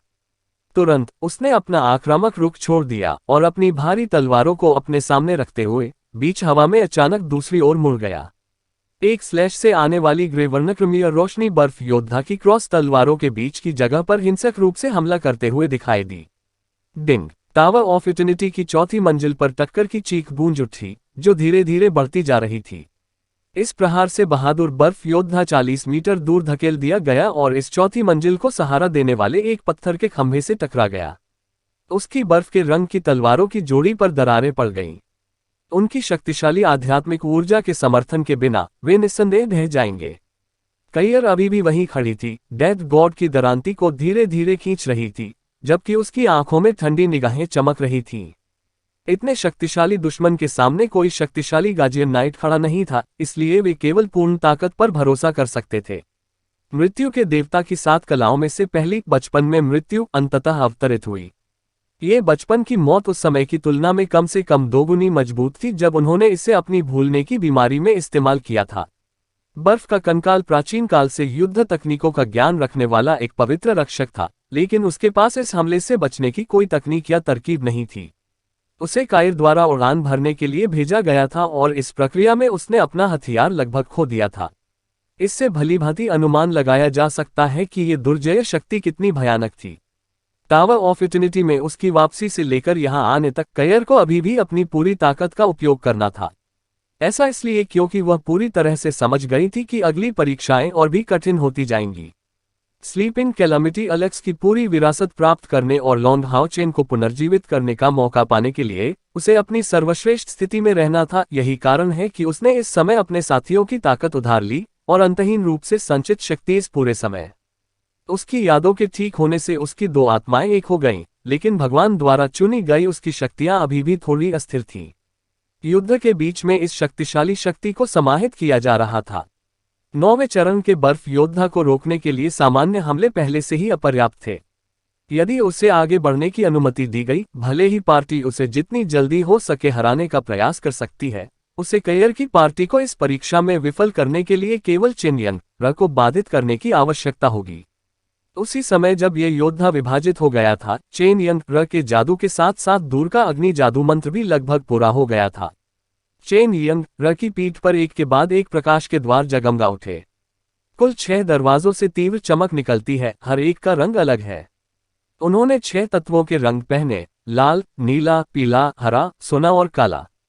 तीव्र शोर के बीच 6 विशाल पृथ्वी ड्रैगन एक साथ अपने द्वार से बाहर निकले और आशा की मंद किरण के सदस्यों के चारों ओर चक्कर लगाने लगे। चेन यंग उनके गठन के ठीक बीच में थे। अपने आध्यात्मिक पंखों को खोलते हुए चेन यंग का शरीर तुरंत 3 मीटर दूर रुक गया, हवा में तैरता हुआ और दूर स्थित अग्नि चक्र की ओर उसके क्रिस्टल बॉल के सामने। 6 षटकोणीय संरचनाएं चमक उठी और उनके बीच के सभी दानव कातिलों को अपने चारों ओर के सभी तात्विक उतार चढ़ाव की एक बड़ी ऊंचाई महसूस हो सकती थी। अभी अभी पूरा टावर ऑफ इटर्निटी लाल रंग की दुनिया में बदल गया था। आग के जादूगर के चारों ओर सुनहरे आग के गोलों की एक श्रृंखला दिखाई दी, जो बहुत तेजी से उसके चारों ओर के हर कोने को पकड़ रही थी, बिल्कुल आग की दीवार की तरह, जिसमें थोड़ी सी भी दरार नहीं दिख रही थी। सावधान रहें, यह एक वास्तविक उल्का बौछार है, संभवतः एक निषिद्ध मंत्र की सीमा के बराबर। लिन शिन ने अचानक एक प्रभावित चेहरा दिखाया। यदि इस स्तर का अग्नि तत्व मंत्र युद्ध के मैदान में छोड़ दिया जाए, तो यह पूरी सेना को नष्ट करने के लिए पर्याप्त होगा। टावर ऑफ इटर्निटी में जगह काफी चौड़ी थी, लेकिन इस तरह के बहुदिशात्मक जादू ने उन्हें चकमा देने का मौका नहीं दिया। वाह! 6 दहाड़े गूंजी, जैसे अर्थ ड्रैगन्स के मुंह से 6 अलग अलग रंग की सांसें एक साथ निकली। ये अर्थ ड्रैगन सभी 9वें चरण के जादुई जानवर थे, जो 8वें चरण के मानव शक्तियों के बराबर थे। चेन यंग के हाथों में क्रिस्टल बॉल इन सांसों के बीच एक साथ आकर एक बहुरंगी किरण में बदल गई। जाओ! चेन यंग ने प्रेमपूर्वक आदेश दिया और 6 रंगों वाली बिजली अग्नि जादूगर की ओर फेंकी गई। उसी समय फायर मैच के कर्मचारियों को लहराया गया, उल्का बौछार को अतुलनीय शक्ति प्रदान की गई और इसे अपनी दिशा में लॉन्च किया गया। अभी ये हेबफ योद्धा नजरों से ओझल होकर एक खंभे के पीछे छिप गया था। समूह द्वारा कुछ रक्षात्मक बाधाएं जारी की गईं, लेकिन उन्हें आश्चर्य हुआ, चाहे उन्होंने कितनी भी कोशिश की, उनका कोई भी रक्षात्मक मंत्र आकार नहीं ले सका। वे सभी उन 6 पृथ्वी ड्रैगन की संरचनाओं के बीच नष्ट हो गए। क्रिस्टल बॉल से निकलने वाली प्रकाश की किरण कितनी बड़ी हो सकती है? यह एक सामान्य व्यक्ति की मुट्ठी से थोड़ा ही बड़ा था। और उल्का बौछार के बारे में क्या? ये बहुत जबरदस्त बात है। एक पल के लिए कैयर भी चिंतित हो गया। लेकिन अभी वह केवल चेन यंग र पर ही भरोसा कर सकती थी। आखिरकार उसने स्पष्ट रूप से देखा कि जिस क्षण यंग यंग र ने 6 रंग की बिजली का बोल्ट छोड़ा, उसकी आंखें पूरे आत्मविश्वास से भरी थीं। 6 रंग की बिजली उल्का बौछार से टकराए और जैसे ही इन मंत्रों ने अपनी पारलौकिक शक्ति के साथ संपर्क किया, आशा की मंद किरण के सभी सदस्यों को एक शानदार एहसास हुआ, जैसे कि सब कुछ अचानक रुक गया हो। समय, वह उग्र उल्कापात अचानक रुक गया और आग के सागर के बीच में एक चट्टान की तरह 6 रंगों वाली बिजली हल्की सी चमक उठी। चेन यंगर के होली स्पिरिट रोब की 108 स्पिरिट गोलियां चकाचौंध से चमक उठी जैसे ही उसके पतले हाथों की जोड़ी ने प्रभावशाली गति की। तुरंत क्रिस्टल बॉल में 6 रंग की चमक फैल गई, जिससे एक बहुरंगी अवरोध बन गया, जिसने 6 पृथ्वी ड्रैगन के समर्थन से पूरे समूह को अंदर से घेर लिया। अगले ही पल समय ने अपना प्रवाह फिर से शुरू कर दिया।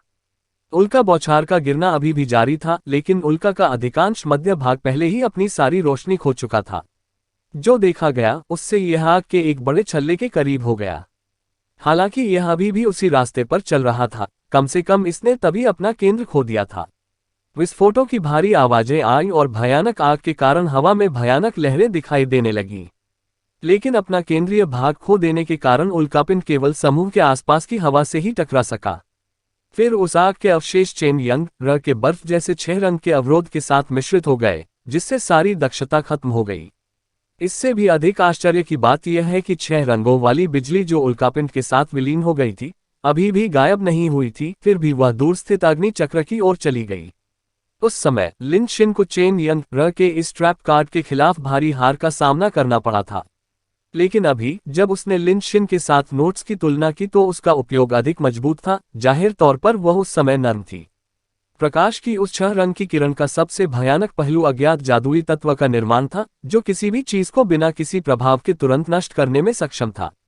जब अग्नि जादूगर ने, जिसने अभी अभी उल्का बौछार छोड़ी थी, अचानक देखा 6 तत्वों की ज्वाला उसकी ओर बढ़ रही थी, उसे तुरंत नुकसान हुआ। वह अपने सामने आग की एक मोटी ढाल खड़ी करने के लिए दौड़ पड़ा।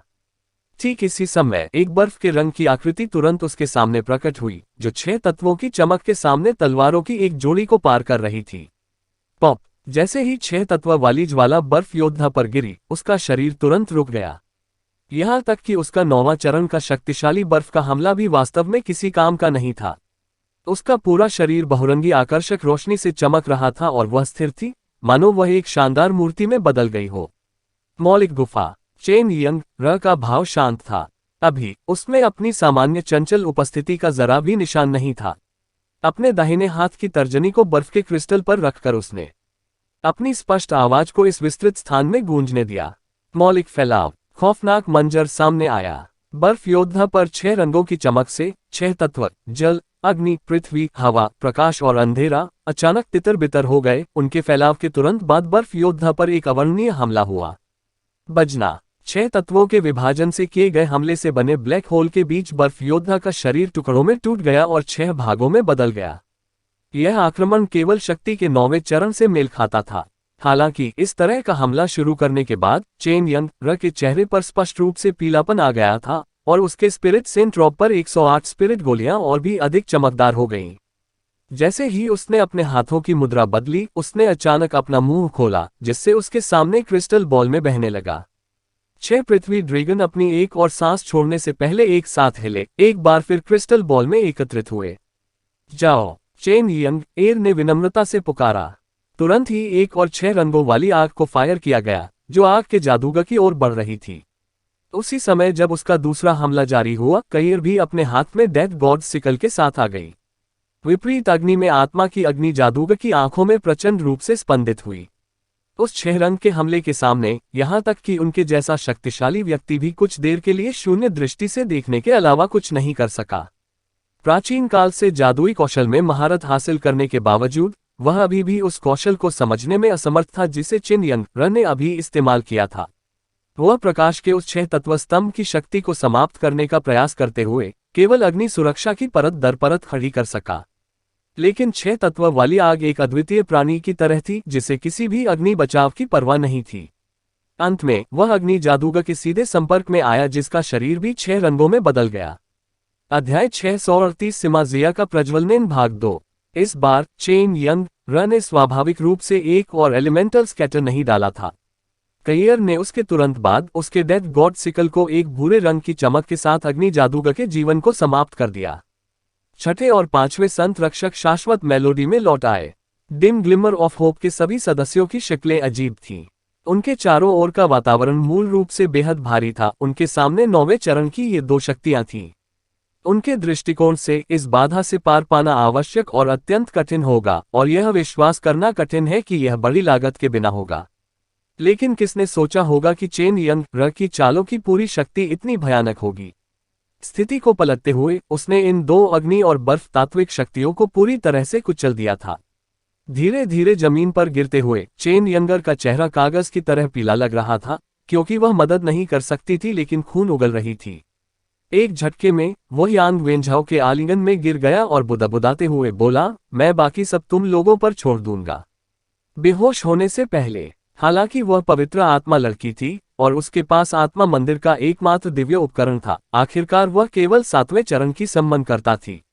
एक और 9वें चरण के पावरहाउस को बाहर निकालना और इस स्तर पर एक और को अंधा करना न केवल किसी की उच्चतम श्रेणी की शक्ति का प्रदर्शन था, बल्कि उसके शरीर को उसकी सीमा से परे धकेलने वाला एक पूर्ण ओवरड्राफ्ट था। लॉन्ग हाओ चेन के पुनरुत्थान की संभावना बढ़ाने के लिए चेन यंग र ने बिल्कुल भी आपत्ति नहीं दिखाई। उसके कप्तान ने उसके लिए इतना कुछ किया है, अगर उसे यहाँ अपनी जान भी गंवानी पड़ी तो उसे जरा भी अफसोस नहीं होगा। एलिमेंटल केज चेन यंगर का अपना जादू था, लेकिन यह वास्तव में जादू को बुलाने की सीमा से बाहर था। ये कुछ ऐसा था जिसे उसे हाओयू के एसेंस ऑफ डिसऑर्डर से प्रेरणा मिली, लेकिन इस पर सच्चा नियंत्रण हासिल करने के लिए उसे 9वें चरण तक पहुंचने तक इंतजार करना होगा। उसके वर्तमान साधना स्तर पर सीमा केवल एक मौलिक पिंजरा होनी चाहिए, और पहले की तुलना में बहुत कमजोर स्तर पर। लेकिन ओवरलोड क्षमता के माध्यम से एलिमेंटल केज के चेन यंग र द्वारा हासिल किया गया पिछला जोरदार विस्फोट बहुत शक्तिशाली था, जिसने न केवल फायर मैच के हमले को रोक दिया बल्कि एलिमेंटल केज के उपयोग के माध्यम से बर्फ योद्धा को भी बाहर निकाल दिया। एलिमेंटल डिस्पर्सन एलिमेंटल केज सब फैली एक क्षमता थी जिसे चेन यंग र अपनी अव्यक्त क्षमताओं को ओवरलोड किए बिना और अपनी जीवन शक्ति का उपयोग किए बिना किसी भी तरह से उपयोग करने में सक्षम नहीं थी। एलिमेंटल केज वास्तव में एक अप्रतिरोध्य तकनीक नहीं थी, क्योंकि यह केवल 6 महान जादुई तत्वों का मुकाबला करने में सक्षम थी। उसके पास केवल महान निरोधक क्षमता थी, लेकिन महान आक्रामक शक्ति नहीं थी, और यह प्रतिबंध बहुत ही कम समय के लिए रहेगा। दूसरे शब्दों में, यदि चेन यंगर यदि वह एलिमेंटल केज के बाद थोड़े समय में बर्फ योद्धा को मारने में असमर्थ था, तो उसे ठीक होने पर थोड़ी सी भी चोट नहीं लगेगी। और 9वें चरण के बर्फ योद्धा की रक्षात्मक शक्ति के साथ भले ही कैयर को पूरी ताकत लगानी पड़े, लेकिन जरूरी नहीं कि वह एक ही झटके में दुश्मन को मारने में सक्षम हो। यही कारण है कि चेन यंग र ने एलिमेंटल डिस्पर्सन का उपयोग करने के लिए खुद को अपनी सीमा से इस हद तक आगे बढ़ाया। अग्नि जादूगर एक जादूगर है, इसकी रक्षात्मक शक्ति स्वाभाविक रूप से बर्फ योद्धा से तुलनीय नहीं थी, इसलिए कैयर की त्वरित प्रतिक्रिया इसे खत्म करने के लिए पर्याप्त थी, जिससे उसे चौथी मंजिल के परीक्षण को तोड़ने में अच्छी सफलता मिली। स्पिरिट बेस्टोमेंट के उपयोग के माध्यम से सक्रिय होने वाली स्वनिर्मित क्षमताओं के 3 उदाहरण प्राप्त करने के लिए चेन यंग र को पवित्र आत्मा रोग के बड़े पैमाने पर आपूर्ति उपयोग से गुजरना पड़ा, लेकिन इस आध्यात्मिक ऊर्जा को उसके शरीर द्वारा सहने योग्य सीमा में आपूर्ति करने की आवश्यकता थी। इस क्षमता से अधिक होने का अंत केवल आध्यात्मिक ऊर्जा के विस्फोट और मृत्यु के साथ होगा, जिसके बारे में बात करते हुए वह वास्तव में लिन शिन की फॉरेस्ट बोआ ट्रेनिंग पिल के लिए आभारी थी, जिसने उसकी बाहरी आध्यात्मिक ऊर्जा को 10,000 यूनिट तक बढ़ा दिया, जिससे उसका शरीर काफी मजबूत हो गया। अन्यथा उसके लिए उस पिछले बोझ से बचने का कोई रास्ता नहीं होगा। फिर भी ऐसी घायल अवस्था में चेन यंगर थोड़े समय के लिए ठीक नहीं हो पाएंगे। वह अब निम्नलिखित लड़ाइयों में संभावित रूप से शामिल होने में सक्षम नहीं थी। 6 पृथ्वी ड्रैगन पहले ही अपने स्वयं के प्रकाश द्वारों के माध्यम से वापस आ गए थे, जो बाद में गायब हो गए। मैकडुल जल्दी से चेन यंग र के चारों ओर कूद गया। उसका अनुबंधित जानवर होने के नाते वह अपनी वर्तमान कमजोर स्थिति को महसूस कर सकता था। कैयर पहले ही वापस आ चुका था। चेन यंग र को देखते हुए उसने आदेश देने से पहले थोड़ी देर के लिए उसे देखा, यांग वेंझाओ, यंग र का ख्याल रखना। बाकी लोग 5वीं मंजिल तक मेरे पीछे आओ। इन शब्दों की ओर सिर हिलाते हुए यांग वेंझाओ चेन यंग र के इलाज के लिए हल्के जादू का उपयोग कर रहे थे। यद्यपि अत्यधिक हृदय पीड़ा महसूस कर रहा था, वह उन कारणों को समझने में पूरी तरह से सक्षम था कि चेन यंग इस तरह का व्यवहार क्यों कर रहा था। यदि वह एकमात्र ऐसा व्यक्ति होता जिसके पास ऐसी क्षमता होती, तो वह निश्चित रूप से आपत्ति नहीं दिखाता। चौथी मंजिल से पांचवी मंजिल तक का रास्ता आसान था। ये परीक्षण सरल लग रहा था और इसकी प्रक्रिया वास्तव में तीसरी मंजिल से भी तेज थी, लेकिन वास्तव में अगर यह चेन यंगर की शक्ति का विस्फोट नहीं होता, तो वे आइस सेंट गार्ड और फायर के संयोजन के खिलाफ आसानी से नहीं जीत पाते। अगर लॉन्ग हाओ चेन मौजूद होता तो कोई समस्या नहीं होती, क्योंकि वह दुश्मन के हमलों को नाकाम कर सकता था, लेकिन अब उनके पास दुश्मन के हमलों को झेलने में सक्षम एक मजबूत अभिभावक की कमी थी। तो पांचवी मंजिल पर क्या दिखाई देगा? कइयर ने सेवन का अपना दैनिक उपयोग पहले ही समाप्त कर लिया था डेथ गॉडार्ड्स, लेकिन उसने अभी भी रुकने और आराम करने का कोई इरादा नहीं दिखाया। अपने साथियों को पांचवी मंजिल तक ले जाते हुए वह ट्रांसपोर्टिंग लाइट में चली गई। टावर ऑफ इटर्निटी की पांचवी मंजिल। प्रकाश की एक चमक में कै वांग युवान, सिमा जियान, लिनशिन, हान यू, झाग फैनफैंग और डुआन यी एक पूरी नई दुनिया में एक साथ दिखाई दिए। चौथी मंजिल के विपरीत उन्हें आगमन के तुरंत बाद उन पर भारी दबाव महसूस हुआ। उस दबाव में उन सभी को अपनी पूरी ताकत से अपनी आध्यात्मिक ऊर्जा को मुक्त करने की प्रतिक्रिया मिली, जिससे वह थोड़ी हल्की हो गई। कइयर स्थिर खड़ा रहा, बड़े दृढ़ निश्चय के साथ सीधे सामने की ओर देखता रहा। टावर ऑफ इटर्निटी की पांचवी मंजिल पिछली मंजिलों से ज्यादा अलग नहीं दिखती थी। इसकी चौड़ाई और किनारों पर चारों ओर फैले हुए दो पत्थर के खंभों की व्यवस्था एक जैसी थी। रास्ता 50 मीटर लंबा था और उससे आगे एक धुंधली आकृति दिखाई दे रही थी। कइयर ने ठंडे दिमाग से विश्लेषण किया, चौथी मंजिल भी पहली की तरह बर्फ और आग का एक संयोजन थी, लेकिन जादूगर और योद्धा विशेषज्ञताएं केवल बदल गई थीं। ये पांचवी मंजिल संभवतः पृथ्वी और वायु का संयोजन है। सबका ख्याल रखना। तीसरी और चौथी मंजिल से गुजरने के बाद वे पहले ही पवित्र आत्मा लड़की चेन यंगर को खो चुके थे और समूह में ब्लू फायर फीनिक्स के उपयोग के कारण लिन शिन की ताकत भी बहुत गिर गई थी। वहां पहुंचने के बाद वे केवल उतना ही संघर्ष कर सके जितना वे कर सकते थे, लेकिन टावर ऑफ इटर्निटी की प्रत्येक मंजिल पहले की तुलना में अधिक कठिन हो जाएगी। बस उन्हें वहां क्या मिलेगा, इसका उत्तर तभी सामने आएगा जब प्रतिद्वंद्वी सामने आएगा। सब यही रहो, मैं इस मंजिल पर दुश्मनों का ध्यान आकर्षित करूंगा। ऐसा कहते हुए कइयर ने धीरे से डेथ गॉड सिकल को ऊपर की ओर उठाया। अपना सिर उठाने के बाद भी वह चमकती हुई वे आकृति को देख रही थी। वातावरण पिछली मंजिल की तुलना में बहुत अधिक अंधकार में था। केवल फर्श का मध्य भाग रोशन था। मूल रूप से उसने आगे बढ़ने से पहले आराम करने और फिर से संगठित होने के लिए कुछ समय बिताने की योजना बनाई थी, लेकिन अगर उसने ऐसा किया तो शायद डेथ गॉड शैडो गायब हो जाएगी। इसका अस्तित्व युद्ध की स्थिति में ही कायम रहेगा। कइयर तेजी से नहीं चलती थी, लेकिन उसके हर कदम पर एक भ्रमपूर्ण एहसास होता था। ये स्पष्ट रूप से हत्यारों के लिए एक विशिष्ट और विशेष कदम था। हवा में दबाव बढ़ता ही जा रहा था और जब तक कइयर ने अपना 10वां कदम उठाया, प्रकाश का एक पीला स्तंभ अचानक आकाश से गिर गया, जिसके बीच में एक लंबी पीली आकृति दिखाई दी। एक बड़ा पीला कंकाल 4 मीटर से अधिक लंबा और काले शूरवीर की तुलना में बहुत अधिक मजबूत दिखता है, जिसके प्रत्येक हाथ में एक हथौड़ा है। इसके आगमन से हवा अचानक भारी हो गई। पृथ्वी योद्धा। इस बार केवल एक ही संरक्षक आया और 2 पवित्र संरक्षक नहीं थे एक बार। लेकिन कइयर ने इस वजह से आराम नहीं किया और भी अधिक तनावग्रस्त हो गया। 5वीं मंजिल पर परीक्षण निश्चित रूप से चौथी मंजिल की तुलना में अधिक कठिन था, लेकिन केवल एक परीक्षक बाहर आया था और वह एक जमीनी योद्धा था, जैसा कि उसे उम्मीद थी। लेकिन क्या ये सचमुच इतना आसान होगा? अगले ही पल इस पृथ्वी योद्धा ने उन्हें इस 5वीं मंजिल के परीक्षण की सामग्री बताई। 4 मीटर के जमीनी योद्धा के आसपास की चमक एक झटके में गायब हो गई। उसका दाहिना पैर एक जोरदार धमाके के साथ जमीन पर जा गिरा। तुरंत एक भयानक शक्ति ने जमीन को हिला दिया और समूह में बड़े पैमाने पर विस्फोट हो गया। कइयर के नेतृत्व में डिम ग्लिमर ऑफ होप के सभी सदस्यों ने भूकंपीय लहरों से बचने के लिए अपने आध्यात्मिक पंख फैलाकर बिना किसी हिचकिचाहट के उड़ान भरी। लेकिन उन्होंने बहुत जल्दी देखा कि भूकंपीय तरंगें उनके नीचे आते ही आकार ले लेती हैं। हवा की पीली धाराओं ने जमीन से एक विशाल आकर्षक शक्ति पैदा की।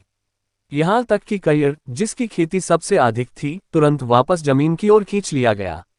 आकर्षण की प्रचंड शक्ति उन पर खींच रही थी, जिससे उन्हें ऐसा महसूस हो रहा था मानो उन्हें चूसा जा रहा हो। कार्यक्षेत्र। हान यू घबराकर चिल्लाया, ये पहचानते हुए कि पृथ्वी योद्धा अभी किस प्रकार के कौशल का उपयोग कर रहा था। सच है, इस मंजिल पर उनका सामना करने के लिए केवल एक ही प्रतिद्वंद्वी था, लेकिन वह 9वें चरण का पावरहाउस था जो एक डोमेन का उपयोग करने के लिए पर्याप्त मजबूत था। डोमेन क्या है? ये 9वें चरण के पावरहाउस की एक विशिष्ट क्षमता है। केवल एक सच्चे डोमेन का उपयोग करने में सक्षम व्यक्ति को ही सर्वोच्च शक्ति कहा जा सकता है। आमतौर पर 9वें चरण के शुरुआती चरणों में महारत हासिल करना मुश्किल ही होता है। किसी भी डोमेन में अनिवार्य रूप से कुछ अनूठी विशेषता होती है।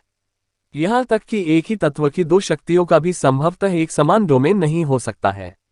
अपने स्वयं के क्षेत्र में 9वें चरण का पावरहाउस प्रतिद्वंद्वी को काफी हद तक प्रतिबंधित करते हुए कई गुना अधिक शक्ति का उपयोग कर सकता है। और आमतौर पर एक डोमेन होने का मतलब 200,000 इकाइयों से अधिक आध्यात्मिक ऊर्जा है। अध्याय 639 सिमाजियान का प्रज्वलन भाग 3। शायद इस पृथ्वी योद्धा के पास कमजोर उपकरण थे, लेकिन उसकी लड़ने की ताकत पहले से ही दानव भगवान ड्रैगन राइडर एस्मोड जैसे किसी के स्तर के करीब होनी चाहिए। लेकिन निश्चित रूप से ऐसा तब होगा जब आप एस्मोडियस के 3 सिरों में से केवल एक को ही गिनेंगे। आशा की मंद चमक में से प्रत्येक ने पहले ही अपनी लड़ाई में चेन होंग्यू के शक्तिशाली दानव का अनुभव कर लिया था। लेकिन चूंकि चेन यंग यहाँ पवित्र आत्मा लड़की के रूप में थी, इसलिए आत्मा गुरु के रूप में चेन होंग्यू की क्षमता बहुत सीमित थी।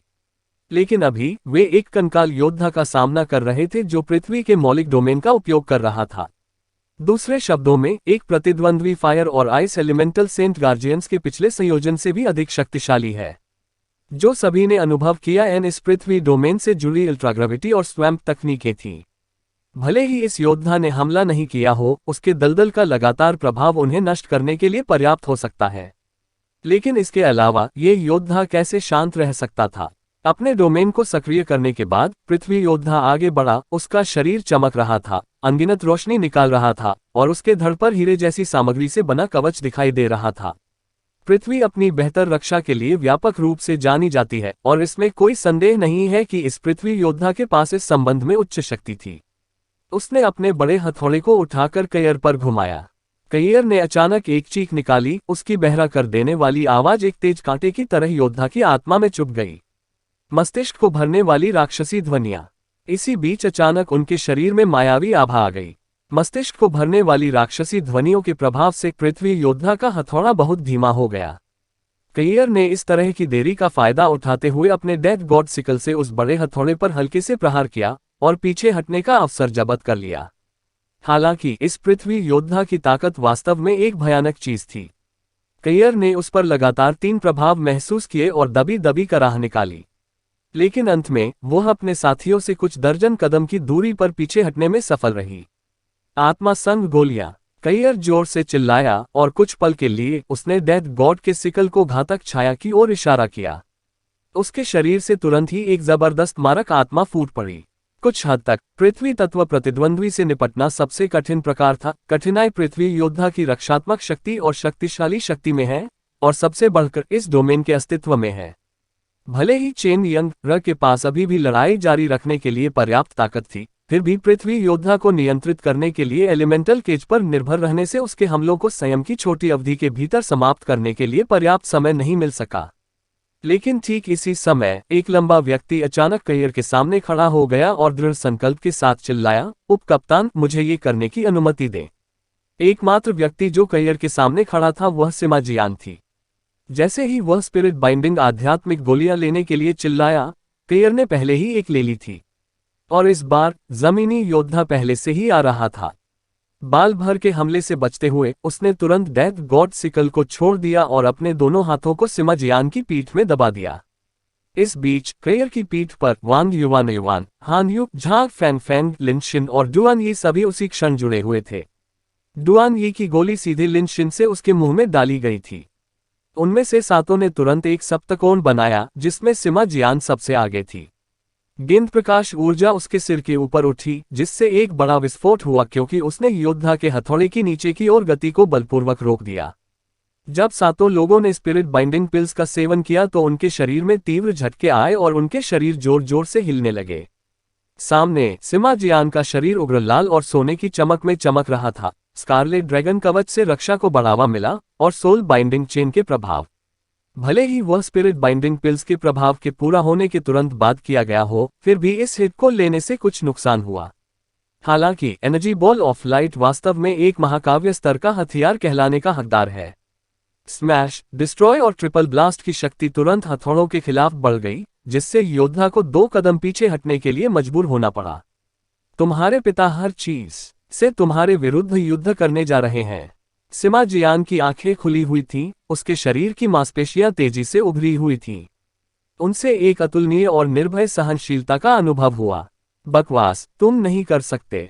लिन शिन जल्दी से उसके पीछे चिल्लाया, लेकिन जैसे कि सिमा जियान ने कुछ नहीं सुना, उसने सीधे अपनी निडर क्षमता जारी कर दी। ऐसा कोई रास्ता नहीं है कि वह लिन शिन की कई चेतावनियों को भूल गया होगा कि स्पिरिट बाइंडिंग पिल्स के प्रभाव में रहते हुए बर्सकर क्षमता का उपयोग नहीं किया जा सकता है, क्योंकि बर्सकर मोड में प्रवेश करने की स्थिति में उसकी बाहरी आध्यात्मिक ऊर्जा तुरंत बहुत बढ़ जाएगी। आपके शरीर की क्षमता को बढ़ाना। लेकिन यदि शरीर में बड़ी मात्रा में आंतरिक आध्यात्मिक ऊर्जा डाली जाए, तो अंत में उसका शरीर संभवतः भार सहन करने में सक्षम नहीं होगा और ढह जाएगा। हालांकि वर्तमान सिमा जियान को ऐसा लग रहा था मानो वह ये सब पूरी तरह से भूल गया हो। तुरंत ही वह पागल हो गया, उसका शरीर सूज गया और उसकी मांसपेशियां उसके बागे से फटने लगीं। उनकी दाहिनी मुट्ठी बाहर निकल गई थी, जिससे वह प्रकाश की ऊर्जा गेंद से टकराकर उछल गई और इसी बीच उनका दाहिना पैर जमीन पर पटक गया। उसके शरीर से बैंगनी विद्युत प्रवाह का एक झोंका निकला, जो बिजली की चमक की तरह चारों ओर फैल गया। सातों में से प्रत्येक 15,000 इकाइयों से अधिक आध्यात्मिक ऊर्जा तक पहुंच गया, और उन सभी ने आत्मा बंधनकारी गोलियां ले ली थीं। सिमा जियान द्वारा बर्सेकर मोड और स्पिरिट बाइंडिंग पिल्स के उपयोग को जोड़ा गया। अब हालांकि सिमा जियान की वर्तमान ऊर्जा अभी भी पृथ्वी योद्धा से कम थी, लेकिन ये बहुत कम नहीं थी। पृथ्वी योद्धा ने अपने 2 हथौड़ों को घुमाया, अचानक हवा में प्रहार किया और टकराने पर प्रकाश की एक पीली किरण छोड़ी, जो सीधे सिमा जियान की छाती पर लगी। स्पिरिट बाइंडिंग पिल्स का उपयोग करने के बाद उनका सबसे बड़ा दोष उनकी चपलता की कमी थी, इसलिए सिमा जियान ने बिल्कुल भी चकमा देने के बारे में नहीं सोचा। तेज दहाड़ के साथ उसके हाथों ने एनर्जी बॉल के हैंडल को पकड़ लिया। एडी लूज, अचानक दुश्मन से मिलना। एक और जोरदार टक्कर में चारों ओर पीली रोशनी बिखरी हुई थी, लेकिन इस बार जंजीरों के जीवन साझाकरण प्रभाव में से कोई भी प्रकाश प्रकट नहीं हुआ। उनके दाहिने पैर को जमीन पर पटकने की पिछली सफलता बिल्कुल भी व्यर्थ नहीं गई थी। हमले से बचने के लिए किए गए प्रहार का उपयोग करते हुए उसने अपने पैरों के नीचे पृथ्वी तत्व डोमेन को अस्थायी रूप से बेअसर करने के लिए purple divine thunder spiritual stove की बढ़ी हुई शक्ति का उपयोग किया। मेरे बड़े स्व को आजमाने के लिए स्वतंत्र महसूस करें। सिमा जियान के क्रोध में चिल्लाते ही प्रकाश की ऊर्जावान गेंद उसकी छाती से उठ गई, जिससे स्पिरिट स्टोव की शक्ति सभी दिशाओं में भड़क उठी। जैसे ही प्रकाश की एक गर्मागरम बैंगनी गेंद ने आकार लिया, वह सीधे जमीनी योद्धा पर उड़ गई। उसके पीछे स्थित लिन शिन ने अवचेतन रूप से अपनी आंखें बंद कर लीं, जो पहले से ही भ्रमित करने वाली थी। स्पिरिट बाइंडिंग पिल्स के निर्माता के रूप में उनके प्रभाव को उनसे बेहतर कोई और नहीं समझ सका। सिमा जियान स्पिरिट बाइंडिंग पिल्स के प्रभाव में थी और अपने purple divine thunder spirit stove के साथ 10,000 से अधिक यूनिट आध्यात्मिक ऊर्जा के साथ बरसरकर मोड का उपयोग कर रही थी। उसके शरीर पर लगे आरोप को केवल भयावह बताया जा सकता है। जब ये लड़ाई खत्म हो जाएगी तो उसके शरीर में द्वितीय प्रतिक्रिया भी उसी स्तर की होगी। यहां तक कि लिन शिन को भी नहीं पता था कि वह ये सब सहन कर पाएगी या नहीं। और अभी के लिए वह केवल यही प्रार्थना कर सकता है कि स्कारलेट ड्रैगन कवच उसके शरीर की रक्षा करने के लिए पर्याप्त मजबूत हो। मजबूत बैंगनी दिव्य थंडर तोप तुरंत योद्धा के सामने फूट पड़ी, जिसने पार किए हुए हथौड़ों से हमले का सामना किया। अगले ही पल एक तीव्र विस्फोट हुआ।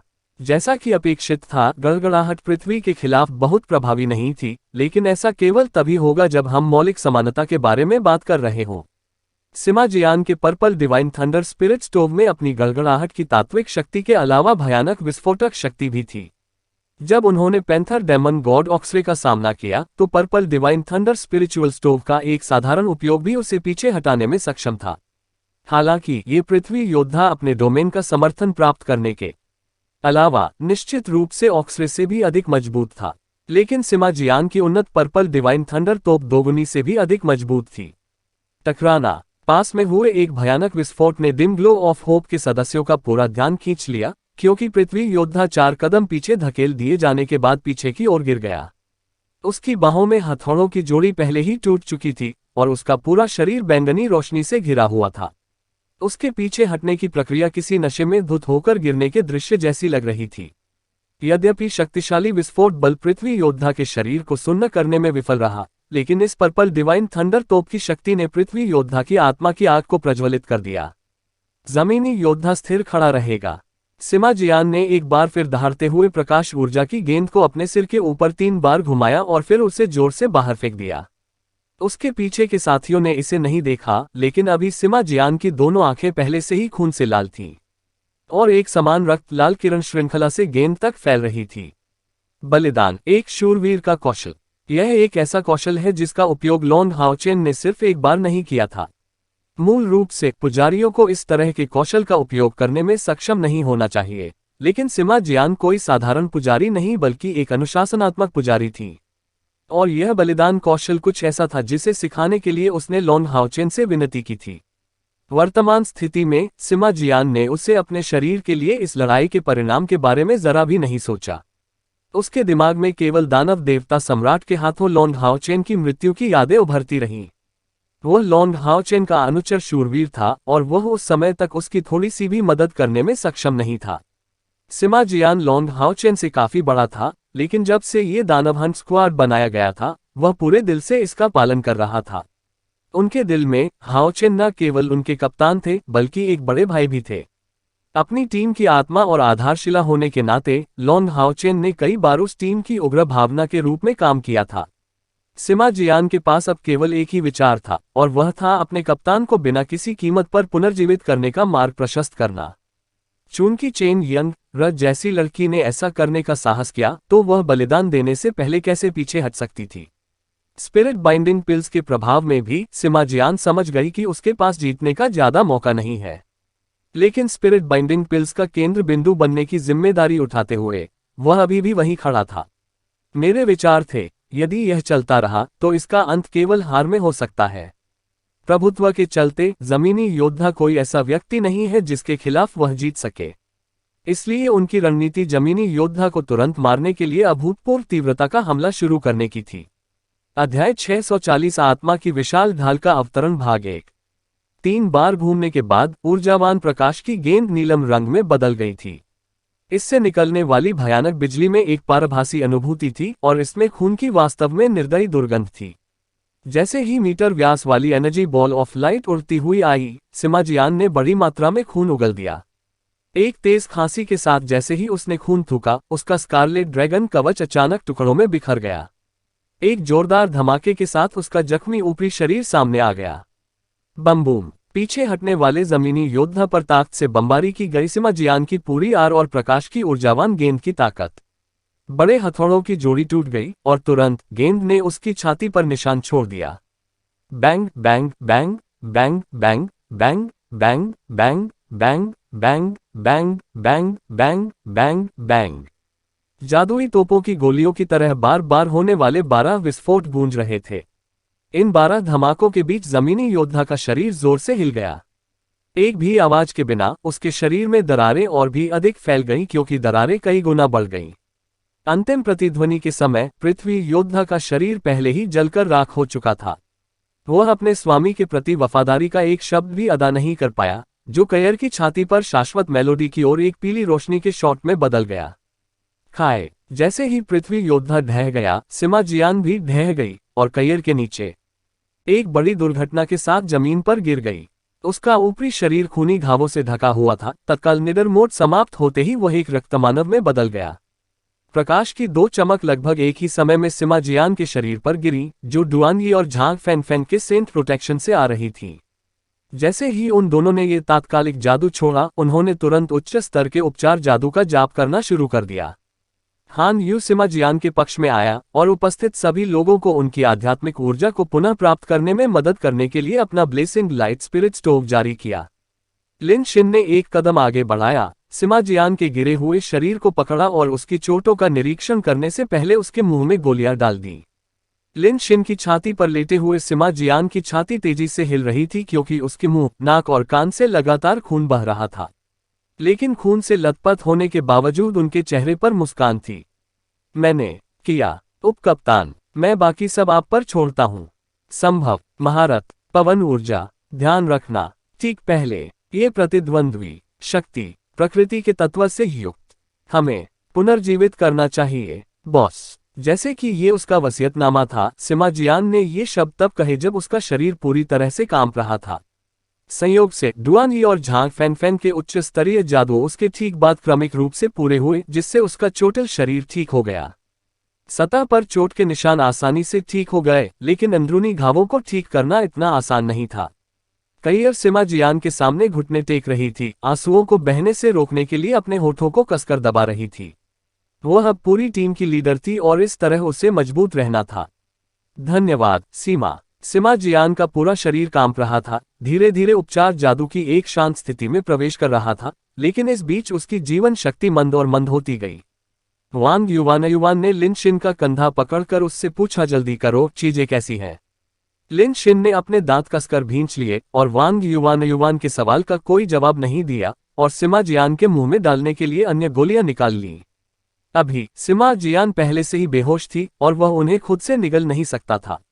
गोलियां निगलने में मदद करने के लिए लिन शिन ने सीमा के मुंह पर अपना मुंह धकेल दिया। हान यू के लाइट ब्लेसिंग स्पिरिट स्टोव और डुआन यी और झांग फैन के उपचार मंत्रों के लगभग एक साथ उपयोग के प्रभाव के तहत लिन शिन के चेहरे को अंततः थोड़ा और अधिक आरामदायक होने में अभी भी पूरे आधे घंटे लग गए। चीजें कैसी चल रही हैं? वांग युवान ने फिर पूछा। सिमा जियान ने उत्तर देते समय जोर जोर से सांसें ली। हमारा गंजा सिर दृढ़ है और उसने आखिरकार इसे जीवित कर दिया। उनके स्पिरिट स्टोव, निडर अवस्था और बलिदान क्षमता के उपयोग के दुष्प्रभाव ज्यादातर उनके महाकाव्य स्तर के स्कारलेट ड्रैगन कवच से मिले। अन्यथा एक महाकाव्य स्तर के उपकरण को इस तरह कैसे तोड़ा जा सकता है? लेकिन फिर भी इसकी कीमत लगभग उसकी जान पर बन आई। उसके आंतरिक अंग टूटने और सड़ने लगे थे, लेकिन मेरी गोलियों और भाइयों के उपचार ने उन्हें बमुश्किल शांत रखा। कम से कम अब उनकी जिंदगी स्थिर हो गई है और किसी और चीज का खतरा नहीं है। पाह शिट, क्या नुकसान है? मुझे इस लड़के के मोटे होठों से संपर्क क्यों करना है? एक अतुलनीय क्षति। लिन शिन के ये कुछ शब्द कहने के बाद तनावपूर्ण माहौल आखिरकार शांत हो गया। कैयर के अलावा पूरे समूह ने मुस्कुराहट बिखेरी। सामान्य समय में वे खुशी से हंस रहे होंगे, लेकिन अभी वे केवल भारी भावनाओं से भरे हुए थे। ये 5वीं मंजिल का केवल पहला भाग था और वे पहले ही चेन यंग और सिमा जियान को खो चुके थे। चूंकि अगले परीक्षण और भी कठिन होंगे, क्या वे सचमुच 7वीं मंजिल के अंत तक पहुंच पाएंगे? हालांकि सिमा जियान ने स्पिरिट बाइंडिंग पिल्स का उपयोग करके स्वयं पृथ्वी योद्धा को हरा दिया था, जिससे हर कोई कमजोर स्थिति में आ गया था। हालांकि इसे लिन शिन द्वारा लगातार उन्नत किया गया था, जिन्होंने कई सामग्रियों को जोड़ने के बाद के प्रभावों को पहले की तुलना में कमजोर बना दिया था। वे निरंतर लड़ाइयों के बीच में थे, जिससे प्रकाश का आशीर्वाद भी उन्हें उनकी इष्टतम स्थिति में वापस लाने के लिए अपर्याप्त हो गया था। हालांकि कैयर चिंतित थी, वो स्पष्ट रूप से तुरंत आगे नहीं बढ़ सकी। जारी रखने पर उन्हें और भी अधिक शक्तिशाली डोमेन संचालित विरोधियों का सामना करना पड़ेगा, जिनके खिलाफ टीम की वर्तमान स्थिति को देखते हुए उनके पास स्पिरिट बाइंडिंग पिल्स का उपयोग करने का केवल एक मौका होगा। सब लोग यहीं आराम करें। हमारी कमजोर स्थिति समाप्त होने के बाद हम आगे बढ़ते रहेंगे। इस बिंदु पर पहुंचकर कैयर ने सावधानी से लॉन्ग हाओचेन को उसकी पीठ से खोल दिया और उसे जमीन पर रख दिया। तुम्हारा चेहरा देख रहा हूं पीला और लहूलुहान। कैयर का शरीर हिलने के अलावा कुछ नहीं कर सका। उसने अपना हाथ उठाया और धीरे से उसके चेहरे को सहलाया। उसके आंसू उसके नियंत्रण से बाहर हो गए। बेवकूफ, तुम बेवकूफ हो। मैं तुम्हें जीवन में वापस लाऊंगा, चाहे इसकी कोई भी कीमत चुकानी पड़े। यह आराम का समय पिछले वाले से काफी लंबा था। लिन शिन, झांग फैन, हान यू और डुआन यी के संयुक्त प्रयासों के तहत सिमा जियान के शरीर को अंततः स्थिर कर दिया गया, जिससे कम से कम उसका अस्तित्व सुनिश्चित हो गया। यही वह क्षण था जब फॉरेस्ट बॉर ट्रेनिंग पिल्स का प्रभाव दिखाई देने लगा। समान व्यवसाय और स्तर के अन्य पावर हाउसों की तुलना में उनकी शक्तिशाली बाहरी आध्यात्मिक ऊर्जा ने स्पिरिट बाइंडिंग पिल्स के बाद के प्रभावों के प्रति उनके प्रतिरोध को सामान्य पावर हाउसों की तुलना में बहुत बेहतर बना दिया। ये कुछ ऐसा था जिसे डुआन यी ने बहुत स्पष्ट रूप से देखा। लगभग 8 घंटों के बाद डुआन यी की कमजोर स्थिति को छोड़कर कैयर का समूह अधिकांश भाग में ठीक हो चुका था, जो अभी भी कायम था। इन शर्तों के तहत वह एक और स्पिरिट बाइंडिंग पिल लेने में सक्षम नहीं होगा, इसलिए बार बार भीख मांगने पर भी कैयर ने उसे यहां रखने और सिमा जियान की देखभाल करने का फैसला किया। सभी लोग स्पिरिट बाइंडिंग पिल्स तैयार रखें। कैयर ने पहले ही पूछा, लिन शिन, क्या आपके पास कुछ और अतिरिक्त स्पिरिट बाइंडिंग पिल्स हैं? लिन शिन ने सिर हिलाया। मेरे पास एक और सेट है। जो सेट सबके हाथ में है, उसे जोड़कर हम अभी भी 2 और लड़ाइयों के लिए जा सकते हैं। कैयर ने धीरे धीरे सिर हिलाते हुए अपनी भौहें सिकोड़ ली। एक दिन से भी कम समय के बाद उन्होंने क्रमिक रूप से तीसरी और चौथी मंजिल का परीक्षण किया। लेकिन अनंत काल के इस टॉवर में कुल 7 मंजिलें थीं। चून की 5वीं मंजिल पर पहले से ही शक्तिशाली डोमेन धारक संत गार्ड थे। अगली 6ठी और 7वीं मंजिल के बारे में क्या? अभी सभी के चेहरे पर गंभीर भाव थे। हालांकि वे इसके बारे में सोचने को तैयार नहीं थे, लेकिन उन्हें धीरे धीरे एहसास हुआ कि 7वीं मंजिल पर अंतिम चढ़ाई बेहद कठिन हो सकती है। लेकिन उनमें से कोई भी इन तथ्यों के बारे में बात करने को तैयार नहीं था। उन पर विश्वास करना तो दूर की बात थी। चाहे कुछ भी हो, वे समय के लिए लड़ने का प्रयास करेंगे और लॉन्ग हाओचेन को पुनर्जीवित करने के अवसर के लिए लड़ेंगे। अनंत काल का ये टॉवर उनकी एकमात्र आशा थी। कैयर ने गहरी सांस ली। इसके तुरंत बाद एक और परीक्षण हमारा इंतजार कर रहा है। इसके बाद हमें हवा के क्षेत्र को नियंत्रित करने वाले पवन तत्व जादूगर का सामना करना चाहिए। पवन जादूगरों की सबसे बड़ी ताकत उनकी गति है। हमारे पास प्रतिद्वंद्वी के डोमेन के बारे में पहले से जानने का कोई तरीका नहीं है, लेकिन मैं अपराध का प्रभारी रहूंगा, जबकि हर कोई स्पिरिट बाइंडिंग पिल्स के माध्यम से मुझे बढ़ावा देता है। हमें कम से कम समय में प्रतिद्वंद्वी को हराना चाहिए और उसे अपने सबसे बड़े हमलों का उपयोग नहीं करने देना चाहिए। जैसे ही वह बोल रहा था, उसने पहले ही लॉन्ग हाओचेन को अपनी पीठ पर बिठा लिया था और उसे जंजीरों से कसकर पकड़ लिया था। गिरना। वांग युवान अचानक बुलाया। हाँ। कैयर ने असमंजस में उसकी ओर देखा। वांग युवान ने दृढ़तापूर्वक उसके चेहरे की ओर देखा। मुझे इस कर्तव्य को निभाने वाला एकमात्र व्यक्ति बनने दो। कोई उपाय नहीं है। कैयर ने बिना थोड़ा भी विचार किए उनके सुझाव को अस्वीकार कर दिया। ठीक पहले सिमा जियान ने युद्ध में अपनी जान जोखिम में डालकर बहुत कोशिश की थी, लगभग मरते मरते। अस्थायी कप्तान के रूप में वह अपने साथियों को ऐसे जोखिम कैसे लेने दे सकती थी?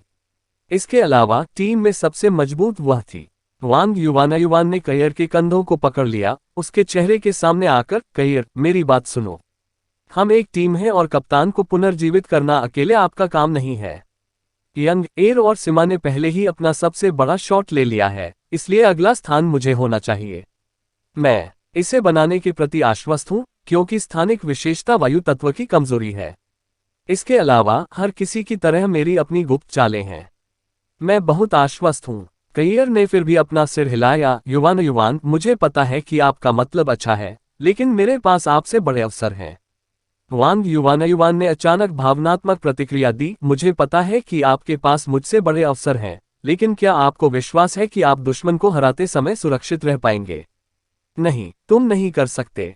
अपनी वर्तमान साधना के साथ आपको एक डोमेन पहने हुए जादूगर को खत्म करने के लिए 7 डेथ गॉड आर्ट्स का उपयोग करना होगा, लेकिन आप पिछले 12 घंटों में एक बार उनका उपयोग कर चुके हैं। इसे एक बार और उपयोग करने से निस्संदेह एक भयानक दुष्प्रभाव हो सकता है। यह मत भूलो कि यह आखिरी परीक्षा नहीं है जिसका हम सामना करेंगे। इसके बाद अभी भी 6ठी और 7वीं मंजिलें बन रही हैं। आप हमसे अधिक ताकतवर हो सकते हैं, लेकिन यह आपके लिए बाद में आने वाली घटनाओं के लिए अपनी ताकत बनाए रखने का एक बड़ा कारण है।